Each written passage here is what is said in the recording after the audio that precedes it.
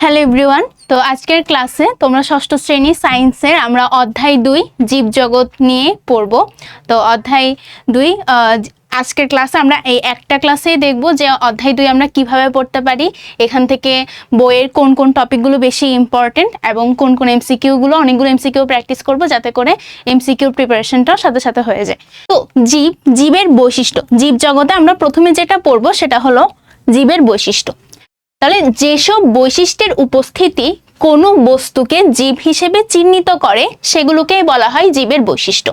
অর্থাৎ আমি যে জীব মানে কি, যার জীবন আছে সেই হচ্ছে জীব। তাহলে এই যে জীব হিসেবে যে বৈশিষ্ট্যগুলো সেগুলোই হচ্ছে জীবের বৈশিষ্ট্য। যেমন আমি জীব, আমি কি করি, আমি নিঃশ্বাস নিই, আমি খাবার খাই, আমার শক্তির জন্য আমার খাবার লাগে, আমি চলাফেরা করি, ঠিক আছে, এগুলো হচ্ছে সবকিছু জীবের বৈশিষ্ট্য। তাহলে যেসব বৈশিষ্ট্যের উপস্থিতি কোনো বস্তুকে জীব হিসেবে চিহ্নিত করে, অর্থাৎ আমাদের পরিবেশে জীব আছে, জড়ও আছে, যেসব বৈশিষ্ট্যের কারণে আমি জীবকে জীব হিসেবেই চিহ্নিত করতে পারি তাদেরকে কি বলা হয়, সেই বৈশিষ্ট্যগুলোকেই বলা হচ্ছে জীবের বৈশিষ্ট্য। তাহলে জীবের বৈশিষ্ট্য কি কি? পুষ্টি লাভ, বৃদ্ধি, প্রজনন ইত্যাদি। ঠিক আছে, পুষ্টি লাভ করতে পারে এবং বৃদ্ধি, অর্থাৎ জীব কিন্তু ক্রমান্বয়ে বাড়ে, অর্থাৎ সে তার জীবন চক্রে, পুরো একটা জীবন চক্রে তার কিন্তু ধাপে ধাপে বৃদ্ধি হয়। যেমন তুমি চিন্তা করো, তুমি একদম একটা বাচ্চা ছিলা, বাচ্চা থেকে তুমি ধীরে ধীরে বড় হইছো, তো বৃদ্ধি লাভ করে। এবং প্রজনন, জীবের বংশ বিস্তার, অর্থাৎ এই যে জীবের জীবনধারাটাকে অব্যাহত রাখার জন্য তার কি করতে হয়, প্রজননে অংশগ্রহণ করা লাগে। তো জীবের বৈশিষ্ট্য বলতে কি, যেসব বৈশিষ্ট্য জীবকে জীব হিসেবে চিহ্নিত করে সেই বৈশিষ্ট্যগুলোকেই বলা হচ্ছে জীবের বৈশিষ্ট্য। আচ্ছা, এখন এই যে প্রথমটা যেমন পুষ্টি লাভ, সকল জীবের বেঁচে থাকার জন্য কিসের প্রয়োজন? খাদ্যের প্রয়োজন। ঠিক আছে, আমরা খাদ্য থেকে শক্তি ও পুষ্টি লাভ করি। তোমার অনেক টায়ার্ড লাগতেছে, তুমি সে কি করো, রেস্ট নাও, কিছু খাবার খাও। ঠিক আছে, তেমন এই যে আমরা যে খাবার খাই, এই খাবারগুলো কিন্তু বিশেষ করে মানুষেরা নিজেদের খাবার নিজেরা তৈরি করতে পারে না, কিন্তু কে নিজের খাবার নিজে তৈরি করতে পারে? গাছপালা। এরা হচ্ছে নিজের খাবার নিজে তৈরি করতে পারে, কারণ গাছের কি আছে, ক্লোরোফিল আছে। ক্লোরোফিল হচ্ছে সূর্যের আলো ব্যবহার করে নিজের খাদ্য নিজেই তৈরি করতে পারে। এই জন্যই গাছপালাকে কি বলা হয়? স্বভোজী বলা হয়। স্বভোজী মানে কি, যে নিজের খাবার নিজে তৈরি করতে পারে, তাই হচ্ছে কি স্বভোজী। এরপর আবার অন্য জীব, যেমন মানুষ, পশু পাখি অন্য জীব খেয়ে পুষ্টি লাভ করে। ঠিক আছে, যেমন পশু পাখিরা কি করে, একটা গাছ বা ঘাস পাতা খেয়ে, গাছের ফলমূল খেয়ে জীবন ধারণ করে। আমরা মানুষরা কি করি, আমরা মানুষরা সর্বভোগ প্রাণী, আমরা গাছের ফলমূলও খাই, আবার একই সাথে অন্য জীবদেরকেও খেয়ে থাকি। এরপরে এই যে আমরা ভাত, মাছ, মাংস, ফলমূল ইত্যাদি খেয়ে কি করি, পুষ্টি লাভ করি। মানুষ কোন ধরনের প্রাণী? মানুষ হচ্ছে সর্বভোগ প্রাণী। আর গাছপালাকে কি বলা হয়? স্বভোজী প্রাণী। স্বভোজী কেন? কারণ তারা নিজেদের খাবার নিজেরা তৈরি করতে পারে। এরপর বৃদ্ধি ও বিকাশ, সময়ের সাথে সাথে সকল জীবের আকার ও ওজন বৃদ্ধি পায়। সকল জীবের আকার ও ওজন বৃদ্ধি পায়। ঠিক আছে, একে বৃদ্ধি বলা হয়। বৃদ্ধির সাথে সাথে জীবের দেহে বিভিন্ন পরিবর্তন ঘটে, যেমন একটি ছোট শিশু ধীরে ধীরে বড় হয়ে যুবক হয়, একে বলা হয় বিকাশ। তেমনি গাছের বীজ থেকে কি হয়, অঙ্কুরোদ্গম হয়ে একটি বড় গাছে পরিণত হয়। তুমি যখন গাছপালা লাগাও, টবের মধ্যে ছোট ছোট চারা গাছ লাগাও, কি হয়, দেখা যায় না, একটা ছোট ছোট বীজ লাগাচ্ছ, এরপরে তোমার কাজ শেষ, তুমি কি করো, প্রত্যেকদিন একটু একটু করে পানি দিতে থাকো। তার মানে বীজ থেকে অঙ্কুরোদ্গম হয়, অঙ্কুরোদ্গম থেকে দেখা যায় একটু একটু একটা ছোট একটা পাতা বের হয়, এরপর ওটা দেখা যায় যে ক্রমান্বয়ে ধীরে ধীরে একটা বড় গাছে পরিণত হচ্ছে। তার মানে আমি বলতে পারতেছি কি, জীবের বৃদ্ধি ও বিকাশ আছে। আচ্ছা, এরপর শক্তির রূপান্তর। জীবের বিভিন্ন কাজ করার জন্য কিসের প্রয়োজন হয়? শক্তির প্রয়োজন হয়। জীব খাদ্য থেকে রাসায়নিক শক্তি গ্রহণ করে এবং এই শক্তিকে বিভিন্ন কাজে ব্যবহার করে। যেমন আমরা যে খাবারটা খাচ্ছি, এই খাবার খাওয়ার ফলে আমাদের শরীরে কিন্তু প্রচুর পরিমাণে তাপ উৎপন্ন হয়। এগুলো আমাদের, এই যে শক্তি, এগুলো আমাদেরকে কি যোগায়? শক্তি যোগায়, আমাদের পুষ্টি লাভ হয়। তাই উদ্ভিদ সূর্যের আলো থেকে প্রাপ্ত শক্তিকে রাসায়নিক শক্তিতে পরিণত করে খাদ্য তৈরি করে। এরপর হলো প্রজনন। প্রতিটি জীবের বংশবৃদ্ধির ক্ষমতা রয়েছে, একে বলা হয় প্রজনন।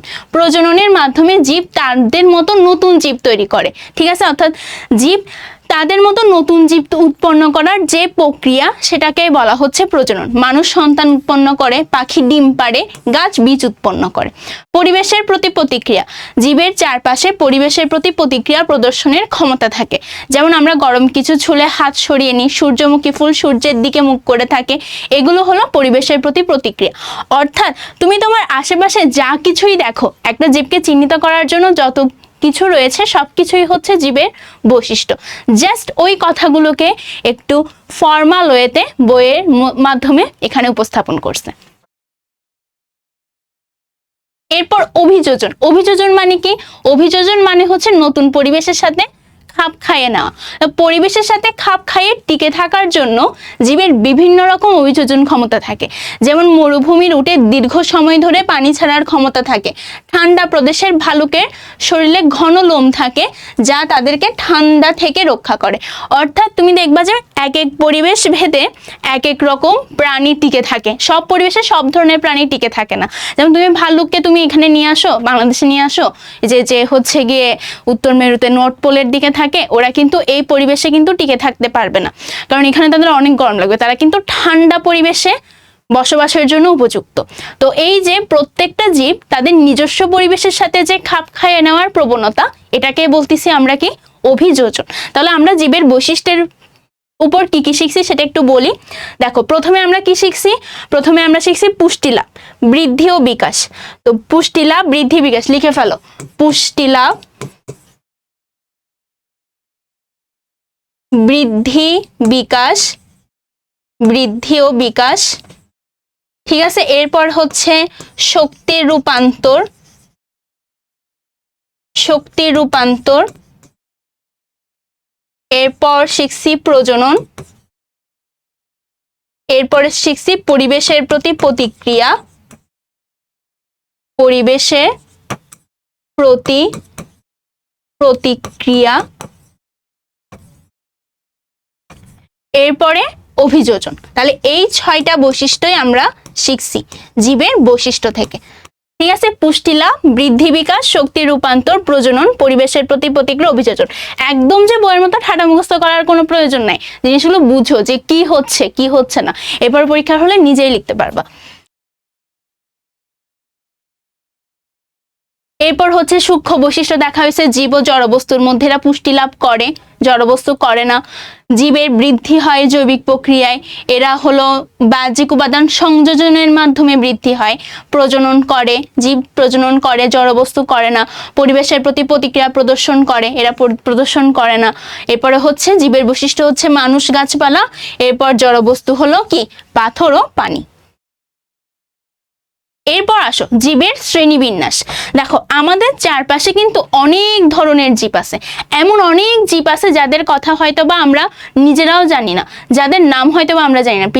পুরা পৃথিবীতে এরকম অসংখ্য জীব ছড়াই আছে। তাহলে কোন জীব, এতগুলো জীব সম্পর্কে আমরা কিভাবে ধারণা পেতে পারি? তো এতগুলো জীব সম্পর্কে একসাথে ধারণা পাওয়ার জন্য আমরা হচ্ছে গিয়ে মূলত জীবের শ্রেণীবিন্যাস করি। তো জীবের শ্রেণীবিন্যাসের জন্য মূলত দেখো, আধুনিক শ্রেণীবিন্যাসে জীব জগৎকে প্রধান 5টি রাজ্যে ভাগ করা হয়েছে। অর্থাৎ আলাদা আলাদা করে প্রত্যেকটা প্রাণী সম্পর্কে জানার চেয়ে আমরা যদি শ্রেণীবিন্যাস করে ফেলি, তাহলে ওই সকল জীবের মানে ওই শ্রেণীবিন্যাসে বা ওই শ্রেণীতে থাকা সকল জীবের কিছু সাধারণ বৈশিষ্ট্য সম্পর্কে আমরা খুব ইজিলি জানতে পারবো। তো এজন্য এক একটা জীবের সম্পর্কে আলাদা আলাদাভাবে না জেনে ওইগুলোকে আমরা মোট 5টা রাজ্যে ভাগ করতেছি। তো দেখো, 5টা রাজ্যে ভাগ করার ফলে কি হচ্ছে? একটা রাজ্যের সকল সাধারণ বৈশিষ্ট্য হচ্ছে কি আমি যদি জেনে ফেলি, তাহলে ওই রাজ্যে থাকা সকল প্রাণী সম্পর্কেই আমি জানতে পারবো। এখানেই হচ্ছে মূলত শ্রেণীবিন্যাসের মূল সুবিধাটা। তাহলে এখানে প্রথম যে রাজ্যটা, সেটার নাম কি? সেটা হচ্ছে মনেরা। মনেরা কি করে? মনেরাতে সকল প্রকার ব্যাকটেরিয়া থাকে এবং নীলাবজ সবুজ শৈবাল অন্তর্ভুক্ত। তাহলে মনেরাতে কি আছে? সকল প্রকার ব্যাকটেরিয়া এবং নীলাবজ সবুজ শৈবাল আছে। এরা এককোষী এবং এদের কোষে কোনো সুগঠিত নিউক্লিয়াস থাকে না। সুগঠিত নিউক্লিয়াস মানে কি? সুগঠিত নিউক্লিয়াস থাকে না। সুগঠিত নিউক্লিয়াস মানে কি? তোমরা যদি জানো যে নিউক্লিয়াস হচ্ছে তোমার দেখা যায় যে নিউক্লিয়াস কি হয় যে একটা গোল থাকে, এরপরে হচ্ছে গিয়ে এর মানে একটা সুগঠিত মানে কি, তোমরা তো নিউক্লিয়াস জানোই, নিউক্লিয়াস হচ্ছে গিয়ে ধরো এই যে ভিতরে একটা নিউক্লিওলাস থাকে, এরপরে হচ্ছে এখানে কিছু ক্রোমাটিন তন্তু থাকে, এই যে বাইরে হচ্ছে নিউক্লিওপ্লাজম থাকে, আবার হচ্ছে আশেপাশে হচ্ছে নিউক্লিয়ার মেমব্রেন থাকে। এটা হলো একটা সুগঠিত নিউক্লিয়াসের বৈশিষ্ট্য। কিন্তু মনের রাজ্যে সুগঠিত নিউক্লিয়াস গুলো থাকে না। তার মানে কি, তার মানে হচ্ছে এই যে নিউক্লিয়াসের মধ্যকার যে কম্পোনেন্ট মানে নিউক্লিয়াসের মধ্যে যেগুলো আছে, নিউক্লিওলাস, ক্রোমাটিন তন্তু, নিউক্লিওপ্লাজম, এগুলো কি হয়, এগুলো পুরো কোষের মধ্যে ছড়ানো ছিটানো অবস্থায় থাকে। ঠিক আছে, ছড়ানো ছিটানো অবস্থায় থাকে, কোনো ধরনের সুগঠিত থাকে না। তুমি বলতে পারো না যে আচ্ছা ঠিক আছে এই অংশটুকু হচ্ছে নিউক্লিয়াস, তুমি এই জিনিসটা স্পেসিফাই করে বলতে পারো না। তো এই জন্যই বলতেছে যে এখানে সুগঠিত নিউক্লিয়াস থাকে না। তো উদাহরণ হচ্ছে গিয়ে দেখা হয়েছে, যেমন এস্চেরিয়া কোলাই, এটাকে হচ্ছে সংক্ষেপে ই কোলাইও বলা হয়, যেটা আমাদের পেটে থাকে। এটা আমাদের পেটেও না, বলতে গেলে অন্ত্রে থাকে, যেটা আমাদের হজমে হেল্প করে। এরপর প্রোটিস্টা, এই জীবগুলো এককোষীয় হইতে পারে, আবার বহুকোষীয় হতে পারে। এদের কোষে সুগঠিত নিউক্লিয়াস থাকে, সুগঠিত নিউক্লিয়াস থাকে। এরা জলে অথবা আর্দ্রস্থানে বাস করে, যেমন এমিবা, প্যারামিসিয়াম। এরপর ফানজাই, এই রাজ্যের জীবগুলোকে আমরা ছত্রাক বলে জানি। এরা বহুকোষী, এদের কোষে সুগঠিত নিউক্লিয়াস থাকে কিন্তু ক্লোরোফিল থাকে না। দেখো আমরা কি করতেছি, ধাপে ধাপে কিন্তু উন্নত জীবের দিকে যাচ্ছি। যেমন প্রথমটাতে কোনো সুগঠিত নিউক্লিয়াস ছিল না, এরপরটাতে সুগঠিত নিউক্লিয়াস আছে। ঠিক আছে, এরপরেটাতে সুগঠিত নিউক্লিয়াসও আছে এবং এরা বহুকোষী, এবং কিন্তু এদের দেহে কোনো ধরনের ক্লোরোফিল থাকে না। যেহেতু ক্লোরোফিল থাকে না, তাই এরা নিজের খাদ্য নিজে তৈরি করতে পারে না। ক্লোরোফিল থাকলে নিজের খাদ্য নিজে তৈরি করতে পারতো, আর যেহেতু ক্লোরোফিল নাই তাই এরা নিজের খাদ্য নিজে তৈরি করতে পারে না। যেমন উদাহরণ হচ্ছে মাশরুম ইস্ট, অর্থাৎ সকল ধরনের হচ্ছে গিয়ে তোমার ছত্রাক এই রাজ্যের অন্তর্ভুক্ত। এরপর হচ্ছে প্লান্টি হচ্ছে সকল প্রকার উদ্ভিদের অন্তর্ভুক্ত। এই রাজ্যের সকল প্রকার উদ্ভিদ অন্তর্ভুক্ত। আমাদের চারপাশে যে যতগুলো গাছপালা আছে সবাই হচ্ছে প্লান্টি রাজ্যের অন্তর্ভুক্ত। এরা বহুকোষী, এদের কোষে সুগঠিত নিউক্লিয়াস থাকে এবং ক্লোরোফিলও থাকে। যেহেতু ক্লোরোফিল থাকে সেহেতু এরা সূর্যের আলো ব্যবহার করে নিজের খাদ্য নিজে তৈরি করতে পারে। উদাহরণ হচ্ছে আম, জাম, কাঁঠাল। অর্থাৎ যত ধরনের উদ্ভিদ তুমি দেখো সব উদ্ভিদ হচ্ছে প্লান্টি রাজ্যের অন্তর্ভুক্ত। এরপর হলো অ্যানিমেলিয়া। অ্যানিমেলিয়া হলো সকল প্রকার প্রাণী। দেখো এই রাজ্যের সকল প্রকার প্রাণী অন্তর্ভুক্ত। এরা বহুকোষী, কোষে সুগঠিত নিউক্লিয়াস থাকে কিন্তু ক্লোরোফিল থাকে না। ক্লোরোফিল যেহেতু থাকে না তাই নিজের খাদ্য নিজে তৈরি করতে পারে না, তাই অন্যের উপর নির্ভর করে তাকে খাদ্য তৈরি করতে হয়, মানুষ, গরু, মাছ, পোকামাকড় ইত্যাদি। তাহলে আমরা কি কি পড়লাম? আমরা 5টা পড়লাম। মনেরা, এরপরে হচ্ছে প্রোটিস্টা, এরপর হলো ফানজাই, প্লান্টি, এরপর হচ্ছে অ্যানিমেলিয়া। মনেরাতে কি ছিল? সুগঠিত নিউক্লিয়াস ছিল না। এরপরে প্রোটিস্টাদের সুগঠিত নিউক্লিয়াস ছিল এককোষী অথবা বহুকোষী। এরপর হচ্ছে ফানজাইয়ের মধ্যে সুগঠিত নিউক্লিয়াস ছিল এবং এরা বহুকোষী, তবে ক্লোরোফিল থাকে না। প্লান্টিতে আবার সবই আছে, প্লান্টিন বহুকোষী, সুগঠিত নিউক্লিয়াস থাকে, আবার ক্লোরোফিলও থাকে, তাই তারা নিজের খাদ্য নিজে তৈরি করতে পারে। অ্যানিমেলিয়াতে কি হয়? অ্যানিমেলিয়াতে সকল প্রকার প্রাণী অন্তর্ভুক্ত। ঠিক আছে, এরা হচ্ছে বহুকোষী, এদের কোষে সুগঠিত নিউক্লিয়াস থাকে কিন্তু কোনো ধরনের ক্লোরোফিল থাকে না, তাই এরা নিজের খাদ্য নিজে তৈরি করতে পারে না, অন্যের উপরে ডিপেন্ড করতে হয়। এরপর আমরা দেখি যে শ্রেণীবিন্যাসের স্তর। শ্রেণীবিন্যাসের স্তরগুলো হলো, প্রথমে রাজ্যে অন্তর্ভুক্ত করব। রাজ্যের অন্তর্গত আবার কি থাকে? শ্রেণী, বর্গ, গোত্র, বংশ, প্রজাতি। এটা হচ্ছে গিয়ে আমাদের ধাপে ধাপে শিখে ফেলতে হবে। যেমন রাজ্যের অন্তর্ভুক্ত হচ্ছে শ্রেণী, শ্রেণীর অন্তর্ভুক্ত হলো বর্গ, বর্গের অন্তর্ভুক্ত হচ্ছে গোত্র, গোত্রের অন্তর্ভুক্ত হলো বংশ, একদম সবার শেষের ধাপ হলো প্রজাতি। এটা হচ্ছে পরীক্ষায় আসে, একদম সবার শেষের স্তর কোনটা? প্রজাতি। 3 নাম্বার স্তর কোনটা? বর্গ। 4 নাম্বার স্তর কোনটা? গোত্র।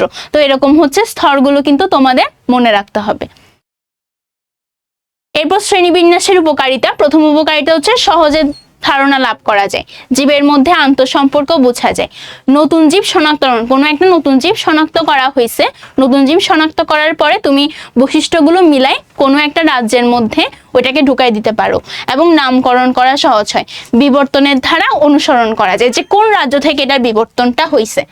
এই যে এখানে কিছু এতক্ষণ পর্যন্ত যা যা পড়ছি সেগুলোর হচ্ছে কিছু সার সংক্ষেপ এখানের মধ্যে দেওয়া আছে। এরপরে দেখো এখানে সূক্ষ্ম পার্থক্য দিছে উদ্ভিদ ও প্রাণীর মধ্যে, অর্থাৎ প্লান্টিয়া আর এনিমেলিয়ার মধ্যে। সবার সবচেয়ে বড় পার্থক্য জানো যে এটা নিজের খাবার নিজে তৈরি করে, এরা নিজের খাবার নিজে তৈরি করতে পারে না, অন্য জীবের উপর নির্ভরশীল। এরপর হচ্ছে সেলুলোজ দিয়ে কোষ প্রাচীর থাকে, এরপর হচ্ছে কোষ প্রাচীর থাকে না, চলাচলের মধ্যে সাধারণত স্থির থাকে কিন্তু এরা চলাফেরা করতে পারে। এরা সারা জীবন ধরেই বৃদ্ধি হয়, একটা নির্দিষ্ট সময় পর্যন্ত বৃদ্ধি পায়। যেমন তুমি হচ্ছে গিয়ে ধরো তোমার বৃদ্ধি হচ্ছে ধরো 40 বছর পর্যন্ত বা 30 বছর পর্যন্ত, এরপরে কিন্তু তোমার আর বৃদ্ধি হবে না। ঠিক আছে, আমাদের শরীরের কোষগুলো বা আমাদের বৃদ্ধি মূলত একটা নির্দিষ্ট বয়স পর্যন্ত হয়, এরপর আমাদের বৃদ্ধিটা হচ্ছে নেগেটিভ সাইডে, অর্থাৎ আমাদের এরপর আর বৃদ্ধি হয় না। আমাদের একটা সময় পর্যন্ত আমাদের শরীরের কোষগুলো বৃদ্ধি পেতে থাকে, কিন্তু একটা নির্দিষ্ট সময় পরে ওই কোষগুলোই হচ্ছে গিয়ে ভাঙতে থাকে, তখন আমরা হচ্ছে বার্ধক্যে প্রবেশ করি। কিন্তু তুমি কখনো দেখবে না যে একটা গাছ হুট করে হচ্ছে যে বড় হওয়া বন্ধ করে দিছে, বা দেখবে না যে একটা গাছ হুট করে মরে গেছে, এরকম হচ্ছে দেখবে না, যদি না অন্য কেউ এসে বাইরে থেকে কেটে ফেলে রাখছে বা ঝড় বৃষ্টিতে উপড়ে গেছে। এটা ছাড়া কিন্তু উদ্ভিদ কখনো মানে সারা জীবন ধরেই সে বাড়তে থাকে, উদ্ভিদের কিন্তু ওরকম কোনো মৃত্যু কিন্তু নাই। সংবেদনশীলতা, পরিবেশের প্রতি সংবেদনশীল কিন্তু প্রাণীর তুলনায় কম, এরাও কিন্তু পরিবেশের প্রতি সংবেদনশীল দেখায়।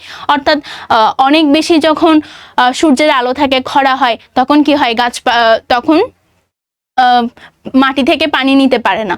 ঠিক আছে, তখন হচ্ছে গিয়ে গাছের পাতা সবগুলো ঝরে পড়ে যায়, ইভেন শীতকালও। কিন্তু যখন অনেক বৃষ্টি হয় তখন দেখা যায় যে অনেকগুলো পাতা আসছে, বা শীতের শেষে বসন্তের শুরুতে নতুন নতুন নতুন নতুন পাতা গজাইছে। তাহলে এটা কিন্তু পরিবেশের প্রতি সংবেদনশীল, কিন্তু প্রাণীর তুলনায় কম, আর এরা কিন্তু পরিবেশের প্রতি অধিক সংবেদনশীল।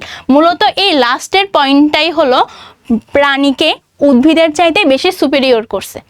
এরপরে জীবের শ্রেণীবিন্যাস একটি গুরুত্বপূর্ণ বৈজ্ঞানিক পদ্ধতি যা আমাদের জীব জগৎকে বুঝতে সাহায্য করে।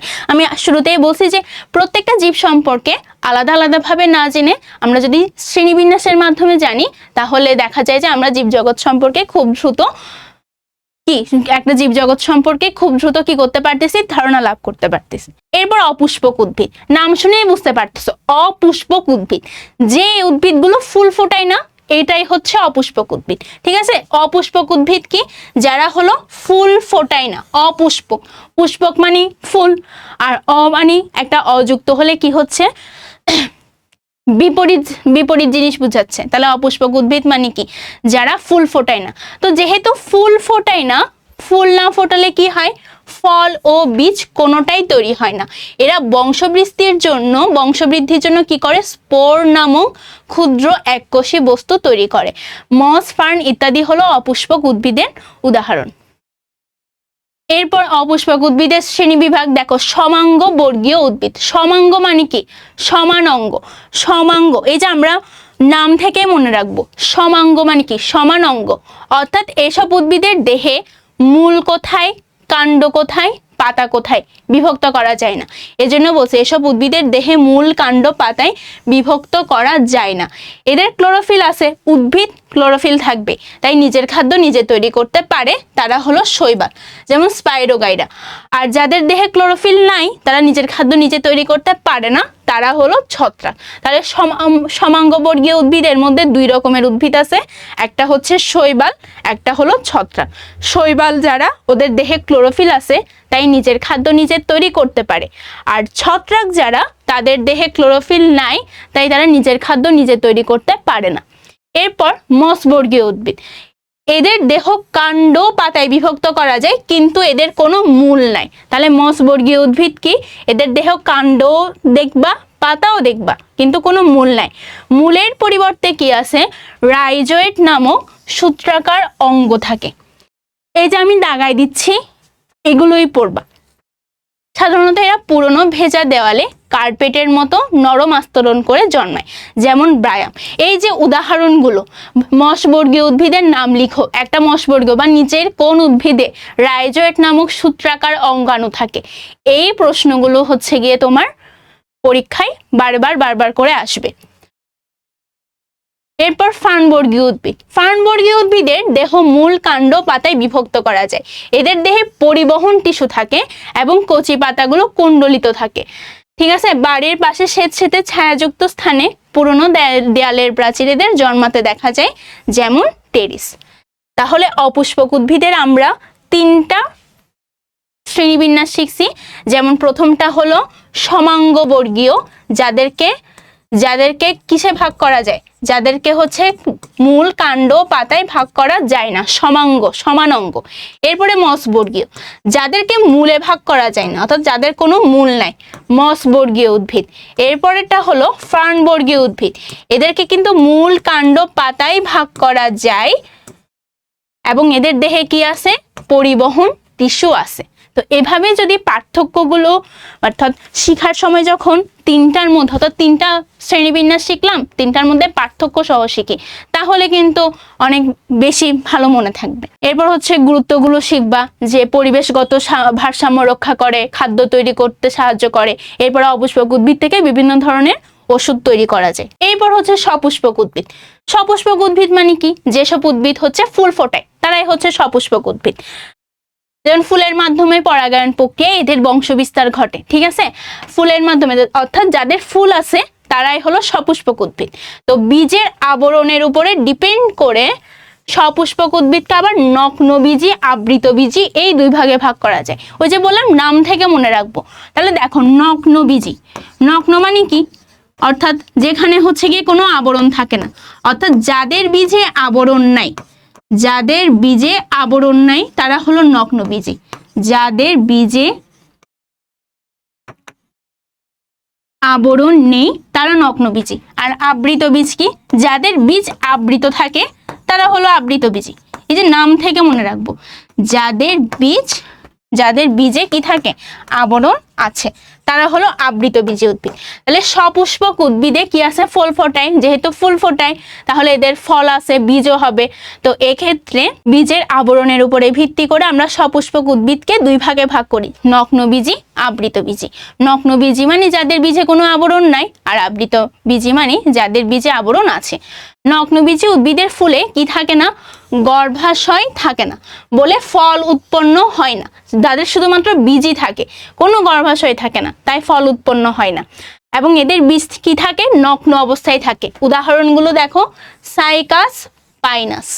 এরপর আবৃতবীজি উদ্ভিদের ফুলে গর্ভাশয় থাকায় ফল উৎপাদন হয়। গর্ভাশয় যেহেতু আছে তাই ফল উৎপাদন হয় এবং বীজ আবৃত থাকে। উদাহরণ হলো আম, জাম, সুপারি ইত্যাদি। তাহলে নগ্নবীজের উদাহরণ কি? Cycas, Pinus. আর আবৃতবীজি কোনগুলো? আম, জাম, সুপারি, যেগুলো হচ্ছে আমরা ফল হিসেবে খাই, এগুলো হলো আবৃতবীজি উদ্ভিদ। ওই যে 2টার মধ্যে পার্থক্য করে করে শিখবা, যে নগ্নবীজি উদ্ভিদে বীজে আবরণ নাই, গর্ভাশয় নাই, তাই ফল উৎপন্ন হয় না। উদাহরণ সাইকাস, পাইনাস। আবৃতবীজি উদ্ভিদে বীজে আবরণ আছে, গর্ভাশয়ও আছে, তাই ফল উৎপন্ন হয়। যেহেতু গর্ভাশয় আছে, ফল উৎপন্ন হয়। উদাহরণ হলো আম, জাম, সুপারি ইত্যাদি। এই যে বিস্তারিতভাবে লিখছে যে নগ্নবীজি হলো যাদের বীজে কোনো ফলের আবরণ থাকে না, খোলা অবস্থায় থাকে, কাঠ নরম হয়, পাতা সাধারণত সরু ও লম্বা হয়। উদাহরণ হলো সাইকাস, পাইনাস। এরপর আবৃতবীজি উদ্ভিদের কি? এদের বীজে কি থাকে? ফলের আবৃত থাকে, এদের কাঠ কঠিন এবং পাতা বিভিন্ন আকারের হয়।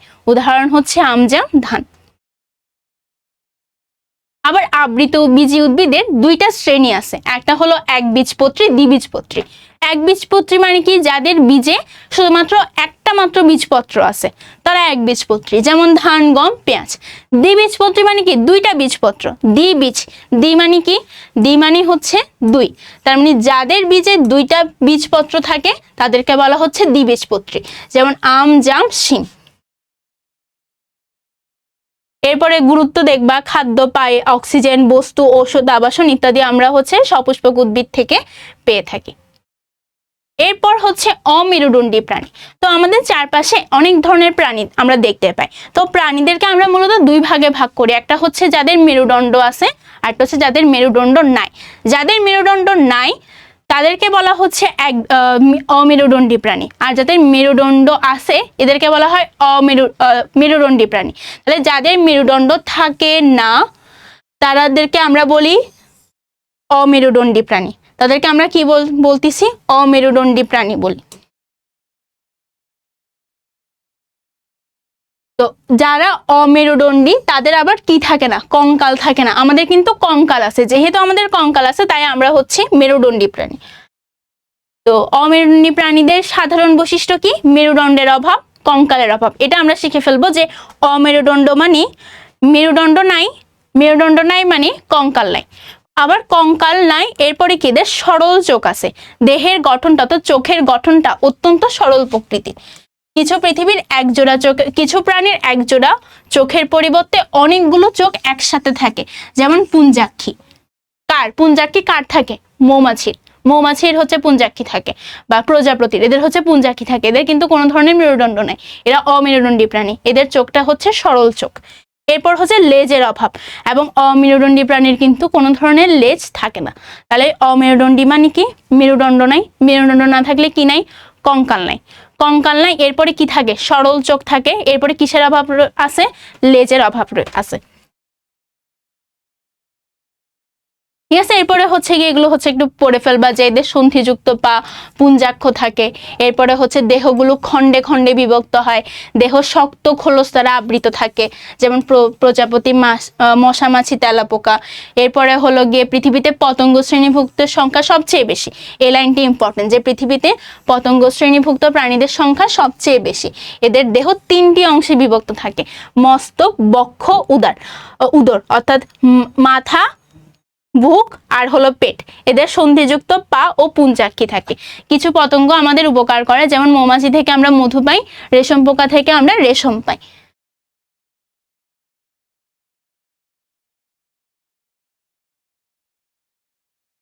এরপর হচ্ছে মেরুদণ্ডী প্রাণী, অমেরুদণ্ডী প্রাণীদের মধ্যে কিছু পার্থক্য দেওয়া আছে, যেমন মেরুদণ্ড থাকে, অমেরুদণ্ডীতে থাকে না। কঙ্কাল থাকে, এদের কোনো কঙ্কাল থাকে না। মেরুদণ্ডী প্রাণীর চোখ জটিল, অমেরুদণ্ডী প্রাণীর চোখ সরল।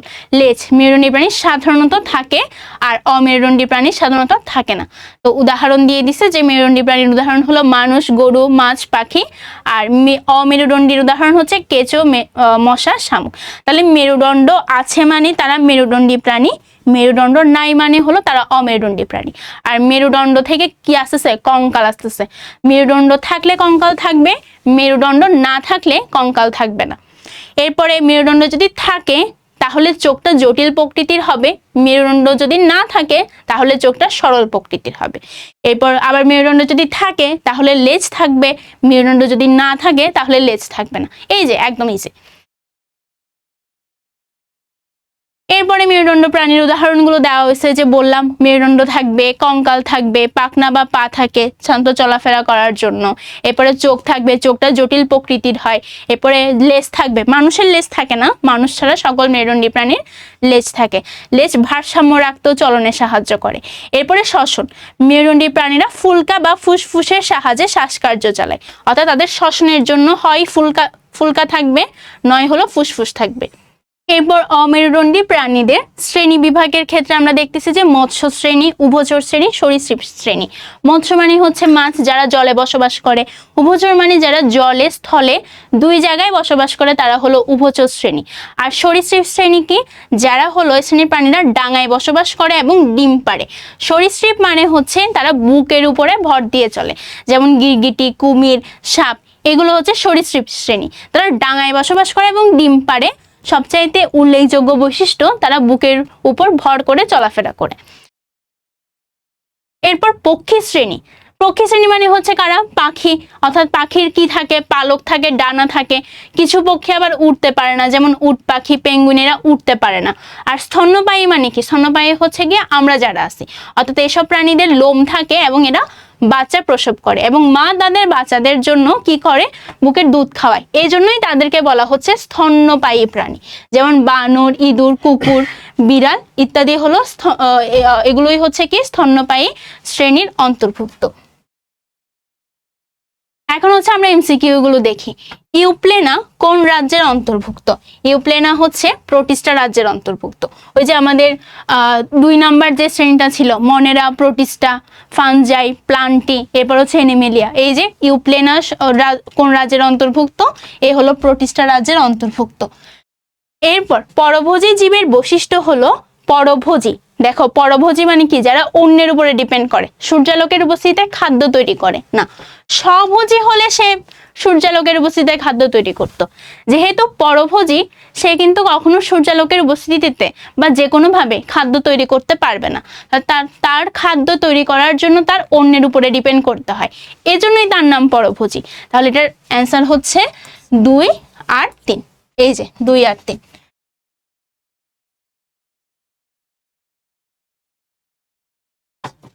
এরপর সন্ধিযুক্ত পা ও পুঞ্জাক্ষ বিশিষ্ট এক ধরনের প্রাণী খুব যত্নের সাথে পালন করতেছে, যা উড়ে বেড়ায়। দেখো, সন্ধিযুক্ত পা ও পুঞ্জাক্ষী বিশিষ্ট এক ধরনের প্রাণী, এটা কাদের থাকে? ওই যে প্রজাপতি, মৌমাছি, এদের গাছের ডালে আবার একটা প্রাণী উঠতে দেখলো, যারা উড়ে বেড়ালেও ডিম পারে না এবং মাতৃদুগ্ধ পান করে। তাহলে দেখো, যারা উড়ে বেড়ায় কিন্তু ডিম পারে না এবং মাতৃদুগ্ধ পান করে, অর্থাৎ স্তন্যপায়ী প্রাণী, কিন্তু তারা উড়ে বেড়ায়। চিন্তা করো এটা কোন ধরনের প্রাণী হইতে পারে? বানর। বানর হচ্ছে ডিম পারে না, কিন্তু গাছের এক ডাল থেকে অন্য ডালে কিন্তু সে কি করতে পারে? উড়ে বেড়াইতে পারে। এবং যেহেতু তারা হচ্ছে ডিম পারে না এবং মায়ের দুধ পান করে, এজন্যই তারা হচ্ছে স্তন্যপায়ী প্রাণী। তাহলে নাফিসার চাচা কোন প্রাণীটি পালন করতেছে? সে কিন্তু পালন করতেছে কিন্তু সন্ধিযুক্ত পা ও পুঞ্জাক্ষী বিশিষ্ট। তাহলে কি হইতে পারে? কোন প্রাণী পালন করতেছে? মৌমাছি। এরপর গাছের ডালের প্রাণীটি আঙ্গুলে নখযুক্ত, গায়ে লোমযুক্ত বাচ্চা প্রসব করে। হ্যাঁ, এটা হলো 1, 2, 3। এরপরে জীব ও জড়বস্তুর মূল পার্থক্য কি? সেটা হচ্ছে জীবন। তাদের জীবনটাই হচ্ছে মূল পার্থক্য। এরপরে কোনটির চলন ব্যতিক্রমধর্মী? এখানে কোনটার চলন ব্যতিক্রমধর্মী? ঘোড়া, ছাগল, গরু এই তিনটা কিন্তু একভাবে চলাচল করে, কিন্তু মাছ কিভাবে চলাচল করে? পাখনার মাধ্যমে চলাচল করে। ঘোড়া, ছাগল, গরু এরা কিন্তু পায়ের সাহায্যে চলাচল করে। তো এই ধরনের এমসিকিউ গুলো আসবে। এখানে অনেকগুলো এমসিকিউ দেওয়া আছে, তোমাদের কাজ হচ্ছে এই এমসিকিউ গুলো প্র্যাকটিস করে ফেলা। প্রথমে হচ্ছে বইগুলো পড়া, বইয়ের মধ্যে এখানে যে যে টপিকগুলো দাগাই দিছি, যে যে জিনিসপাতিগুলো দাগাই দিছি ওগুলো পড়া, এবং অবশ্যই অবশ্যই এক একটা রাজ্যের প্রাণীর উদাহরণ যেগুলো আছে ওই জিনিসগুলো পড়া। তো চ্যাপ্টার 3 হচ্ছে, দেখো চ্যাপ্টার 3-তে কি আছে? চ্যাপ্টার 3 হলো উদ্ভিদ প্রাণীর কোষীয় সংগঠন। উদ্ভিদ প্রাণীর কোষীয় সংগঠন। তো কোষ কি? কোষ হলো আমাদের দেহের গাঠনিক একক। যেমন ধরো গিয়ে একটা বিল্ডিং বানাইতে কি লাগে? যেমন ইট, অনেকগুলো ইট লাগে। তাহলে এই একটা ইট হলো একটা বিল্ডিং এর গাঠনিক একক। তেমনি আমাদের যে এই যে পুরো শরীরটা, এই পুরো শরীরের গাঠনিক একক মানে গঠন হয়েছে কি দ্বারা? গঠন হয়েছে কিন্তু অনেকগুলো কোষের সমষ্টি নিয়ে। তার জন্য কোষ কি? কোষ হলো জীবের দেহের গাঠনিক একক। এরপর কোষ কিন্তু অনেক ছোট, তাই অণুবীক্ষণ যন্ত্র ছাড়া কোষ দেখা যায় না। এরপর হলো ইংরেজ বিজ্ঞানী রবার্ট হুক সর্বপ্রথম অণুবীক্ষণ যন্ত্রে কোষ প্রত্যক্ষ করে। 1665 সালে অণুবীক্ষণ যন্ত্রের সাহায্যে বোতলের ছিপি পরীক্ষা করার জন্য তিনি মোচাকের ন্যায় অসংখ্য কুঠুরি পরপর সাজানো দেখতে পান। তিনি বোতলের ছিপির গঠনকারী এই এককগুলোর নাম দেন কোষ। ঠিক আছে, অর্থাৎ ছোট ছোট কুঠুরি পরপর, অর্থাৎ এগুলোকে তিনি সেল বলছিল। ফার্স্টে বলছিল যে অসংখ্য ছোট ছোট কুঠুরি আছে, ছোট ছোট ঘরের মতো কুঠুরি আছে, এগুলোকে বলা হচ্ছিল সেল। এরপর যেগুলোর বাংলায় নাম দেওয়া হলো কোষ। এই যে অসংখ্য ছোট ছোট ছোট ছোট এই যে কুঠুরি, এই যে 1টা 2টা, এগুলো হচ্ছে গিয়ে এক একটা কোষ। এরপরে অনুবীক্ষণ যন্ত্র, যেমন তোমরা হচ্ছে তোমাদের যদি ল্যাব থাকে স্কুলে, তোমরা এরকম একটা অনুবীক্ষণ যন্ত্র দেখতে পারো। এই যে অনুবীক্ষণ যন্ত্রের প্রত্যেকটা পার্ট এখানে হচ্ছে আলাদা আলাদাভাবে দেওয়া আছে। যেমন এটিকে বলা হয় অভিনেত্র, এরপরে এই যে লম্বা এই জিনিসটাকে বলা হচ্ছে টানানল, এরপরে বড়টাকে বলা হচ্ছে দেহনল, এরপর এটার একটা পার্টকে, যে পার্টটা একটু নাকের মতো, ওটাকে বলা হচ্ছে নাসিকা। তো এই যে একটা অনুবীক্ষণ যন্ত্রের বিভিন্ন কম্পোনেন্টগুলো এখানে হলো চিহ্নিত চিত্র সহকারে দেখানো হয়েছে। যেমন এভাবে যেটা হাত দিয়ে ধরবা সেটাকে বলা হচ্ছে বাহু, এরপর উপরে যে একটা স্ক্রু থাকে এটাকে বলা হয় স্থূল সন্নিবেশক স্ক্রু, আর যেটা ছোট সেটাকে বলা হচ্ছে সূক্ষ্ম সন্নিবেশক স্ক্রু। ঠিক আছে, এরপরে নিচে একটা স্ক্রু থাকে ওটাকে বলা হয় ডায়াফ্রেম, এবার সবার নিচে যেটা থাকে এটাকে বলা হয় হেলানো স্ক্রু, এরপর যেটার উপরে ভর করে পুরো অনুবীক্ষণ যন্ত্রটা দাঁড়ানো আছে সেই জিনিসটাকে বলা হচ্ছে স্তম্ভ। আর একদম সবার শেষে যেটার উপরে দাঁড়ানো আছে, এই যে যেটার উপরে ঠেস দিয়ে দাঁড়ানো আছে এটাকে বলা হচ্ছে পাদদেশ।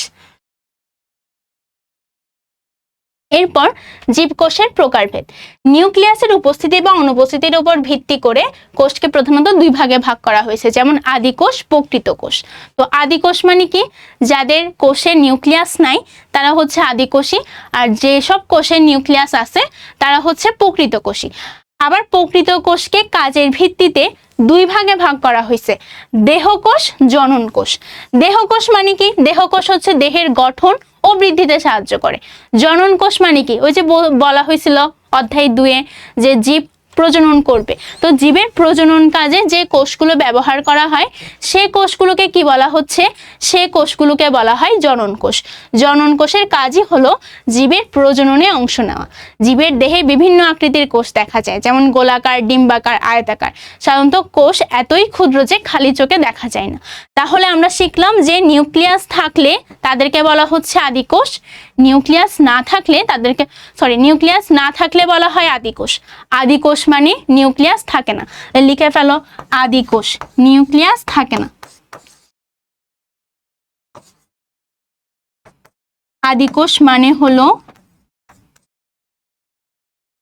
নিউক্লিয়াস থাকে না।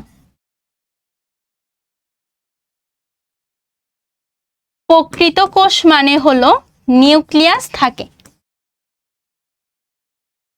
প্রকৃত কোষ মানে হচ্ছে নিউক্লিয়াস থাকে। আবার প্রকৃত কোষকে দুই ভাগে ভাগ করা হয়েছে, একটা হলো দেহকোষ, যারা শুধুমাত্র দেহের বৃদ্ধিতে সাহায্য করে, আরেকটা হলো জনন কোষ, যারা জীবের প্রজননে সাহায্য করে। ঠিক আছে, এরপরে প্রকৃত কোষকে দুই ভাগে ভাগ করা হয়, দেহকোষ আর জনন কোষ। দেহকোষ কি করে? দেহের গঠন ও বৃদ্ধিতে সাহায্য করে, আর জনন কোষের কাজ কি? জীবের প্রজননে হেল্প করে। এরপর কোষের প্রধান প্রধান অংশগুলো নিয়ে আলোচনা করা হয়েছে। প্রথমটা হচ্ছে কোষ প্রাচীর। তাহলে শুধু উদ্ভিদ কোষে কোষ প্রাচীর দেখা যায়, অর্থাৎ কোষের বাইরে আরেকটা আবরণ, এটাই হচ্ছে কোষ প্রাচীর। কোষ প্রাচীর হচ্ছে জড় পদার্থ দ্বারা তৈরি, শুধুমাত্র উদ্ভিদ কোষে দেখা যায়, প্রাণী কোষে দেখা যায় না। এবং কোষের প্রাচীরে কি থাকে? ছিদ্র থাকে।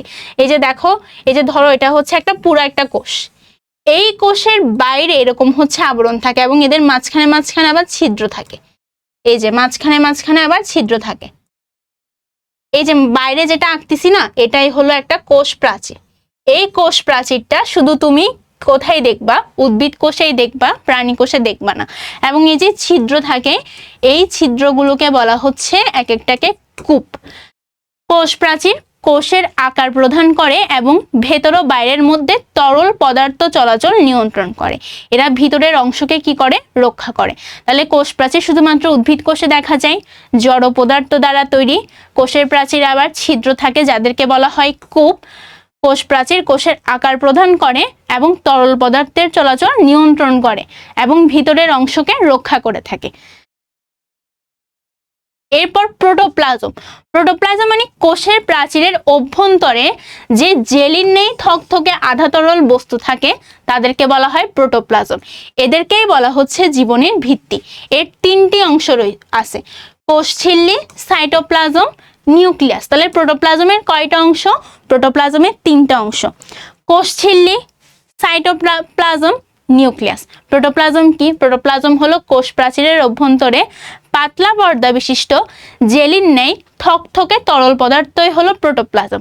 এবং প্রোটোপ্লাজম হচ্ছে তিনটি অংশ, সেটা হচ্ছে কোষঝিল্লি, সাইটোপ্লাজম, নিউক্লিয়াস। প্রোটোপ্লাজমকে কি বলা হয়? জীবনের ভিত্তি। এই এমসিকিউটা অনেকবার হচ্ছে এক্সামে আসে।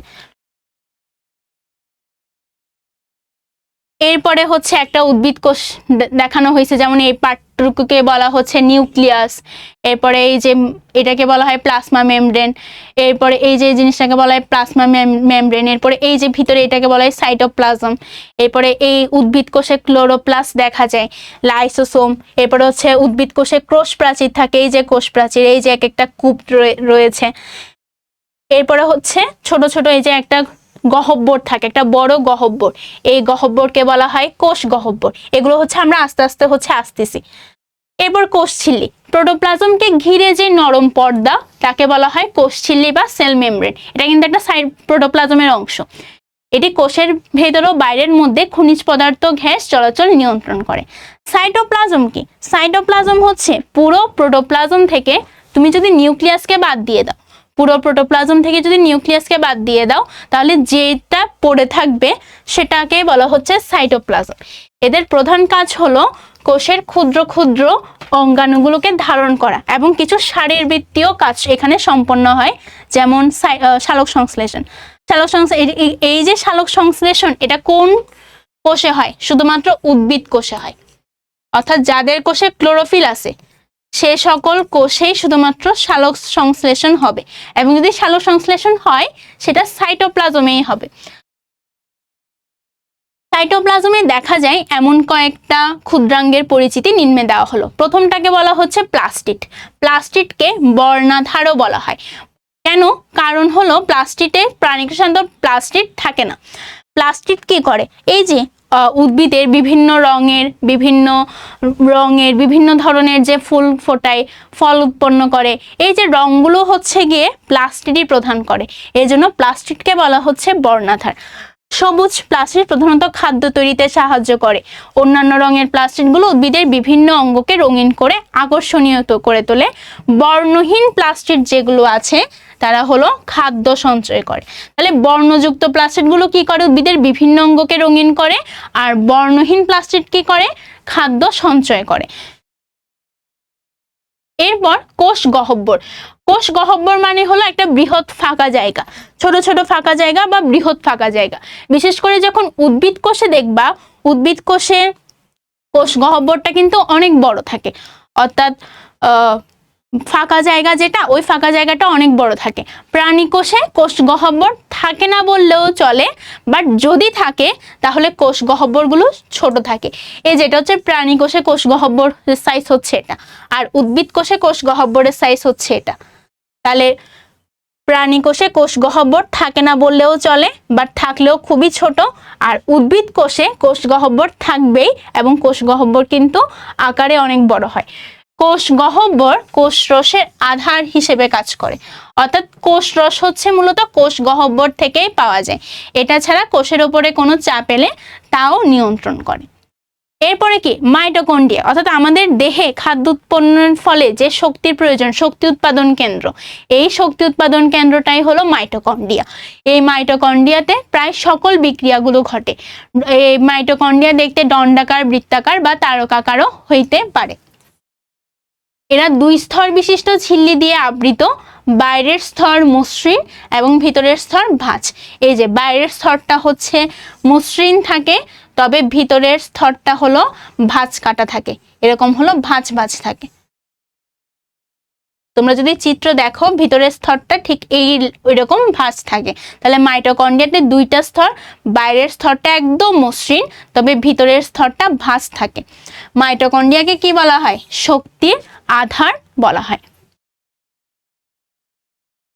এরপর নিউক্লিয়াস। নিউক্লিয়াস হলো, আমরা পড়ছি যে যেসব কোষে নিউক্লিয়াস থাকে সে সকল কোষকে বলা হচ্ছে প্রকৃত কোষ।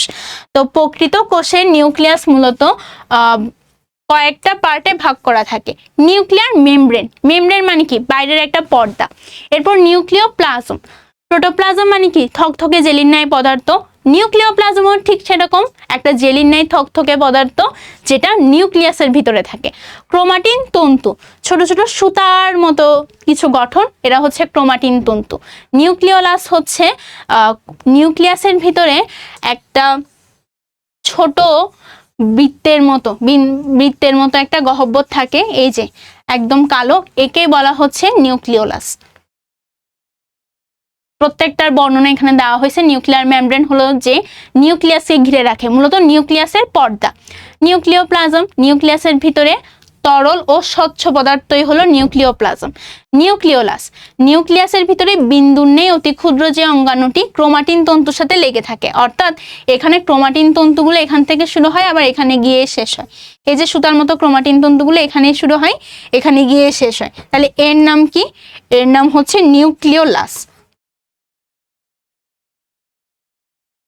আর এর সুতার মতো যে অঙ্গাণু দেখা যায়, একে বলা হচ্ছে ক্রোমাটিন তন্তু।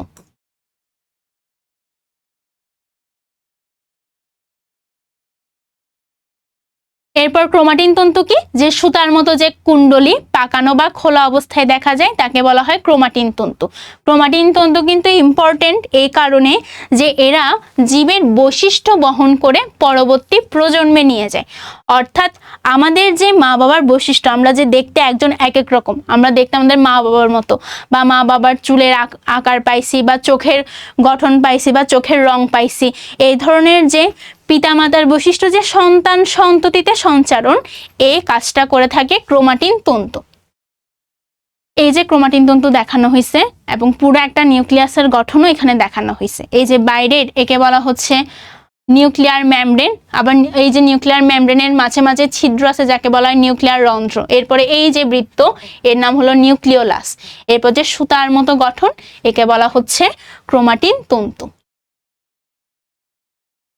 এরপর মানব দেহে কোষের ভূমিকা, যেটা বিভিন্ন অঙ্গ গঠন করে থাকে।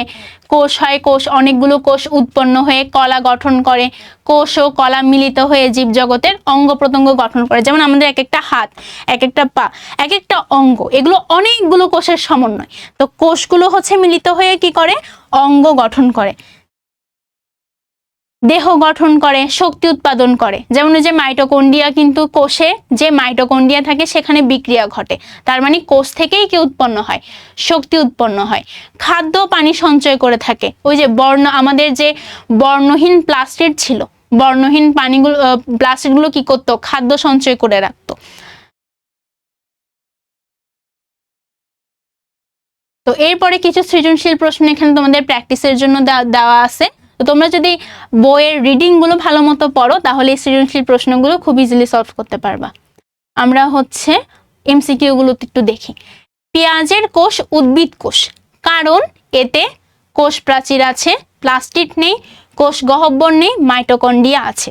তো পেঁয়াজের কোষ উদ্ভিদ কোষ, উদ্ভিদ কোষ কেন? উদ্ভিদ কোষের বৈশিষ্ট্য কি? উদ্ভিদ কোষের বৈশিষ্ট্য কি? উদ্ভিদ কোষের বৈশিষ্ট্য হলো এতে অবশ্যই কোষ প্রাচীর থাকতে হবে। তো এই যে ক নাম্বারই হচ্ছে আমার অ্যান্সার। কোন বিজ্ঞানী জীবকোষ আবিষ্কার করে? Robert Hooke. ওই যে ছোট ছোট কুঠুরির মতো দেখতে পাইছিল অণুবীক্ষণ যন্ত্রে, তার জন্য রবার্ট হুকি কি করছে? জীবকোষ আবিষ্কার করে। নিউক্লিয়াসের কাজ কি? নিউক্লিয়াসের কাজ হচ্ছে কোষের যাবতীয় কার্যাবলী নিয়ন্ত্রণ করা। নিউক্লিয়াস হলো মূলত কোষের বলতে গেলে প্রাণ, অর্থাৎ কোষের যাবতীয় কার্যাবলী নিয়ন্ত্রণ করে নিউক্লিয়াস। জীবদেহ গঠনের একককে কি বলা হয়? কোষ বলা হয়। তো এই চ্যাপ্টারের একদম বেসিক একটা এমসিকিউ। বিজ্ঞানী রবার্ট হুক কি পর্যবেক্ষণ করে কোষ আবিষ্কার করে? সেটা হলো রবার্ট হুক কি পর্যবেক্ষণ করে? সেটা হচ্ছে গিয়ে কর্ক পর্যবেক্ষণ করে তিনি কোষ আবিষ্কার করে। অ্যামিবা বা ক্লোরেলা জীবটি কয়টি কোষ দ্বারা গঠিত? ঠিক আছে, অ্যামিবা বা ক্লোরেলা এরা কিন্তু একটা কোষ দ্বারা গঠিত। আমরা কিন্তু জীবজগতে পড়ছি যে অ্যামিবা বা ক্লোরেলা এরা হচ্ছে এককোষী মানে একটা কোষ দ্বারা গঠিত। নিউক্লিয়াসের উপস্থিতি বা অনুপস্থিতির ভিত্তিতে কোষ কত প্রকার?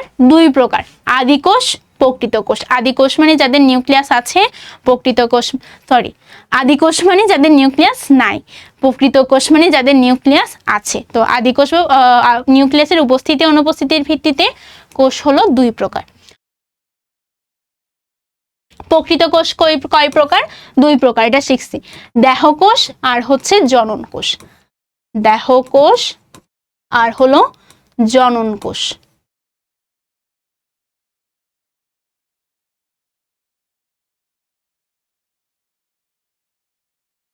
একটি কোষ দ্বারা গঠিত জীব কোনটি? ওই যে অ্যামিবা। একটি কোষ দ্বারা গঠিত জীব হলো অ্যামিবা। প্রোটোপ্লাজম কোথায় থাকে? প্রোটোপ্লাজম থাকে জীবন্ত কোষে। জীবন্ত কোষে প্রোটোপ্লাজম থাকে। দেহকোষেও থাকতে পারে, জনন কোষেও থাকতে পারে, অর্থাৎ সকল ধরনের জীবন্ত কোষে কিন্তু প্রোটোপ্লাজম দেখা যায়। অণুবীক্ষণ যন্ত্র আবিষ্কার করে কে? অণুবীক্ষণ যন্ত্র আবিষ্কার করে রবার্ট হুক। এরপর দেহকোষ দেহের কি কাজে ব্যবহৃত হয়?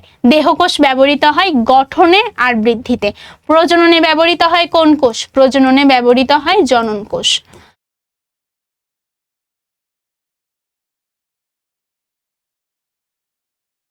কোনটি কোষের জড় অংশ? ওই যে কোষ প্রাচীর। কোষ প্রাচীর জড় পদার্থ দ্বারা তৈরি। ঠিক আছে, কোষ প্রাচীর হলো জড় পদার্থ দ্বারা তৈরি, এজন্য এ হচ্ছে জড় অংশ।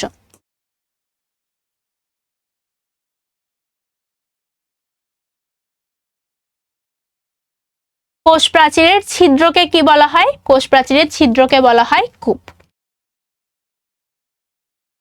নিচের কোনটি প্রোটোপ্লাজমের অংশ? কোষ ঝিল্লি। প্রোটোপ্লাজমের অংশ কয়টা? সেটা হচ্ছে 3টা। একটা হলো সাইটোপ্লাজম, কোষ ঝিল্লি, নিউক্লিয়াস, সাইটোপ্লাজম। প্রোটোপ্লাজমের অংশ হচ্ছে 3টা পড়ছিলাম, কোষ ঝিল্লি, এরপরে হলো সাইটোপ্লাজম, এরপরে হচ্ছে নিউক্লিয়াস।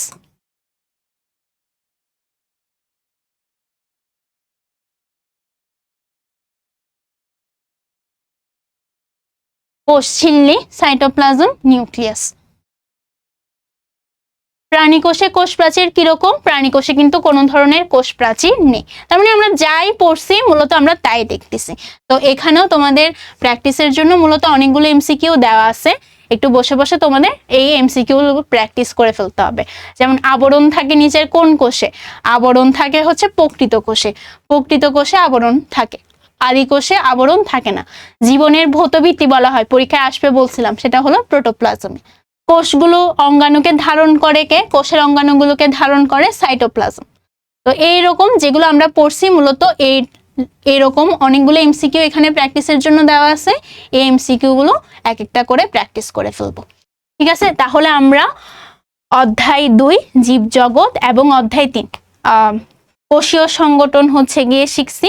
এখন আমরা নেক্সট চ্যাপ্টারে যাব, যে নেক্সট চ্যাপ্টারে কি আছে ওটা জিনিসটা দেখবো। এখন দেখব আমরা উদ্ভিদের বাহ্যিক বৈশিষ্ট্য।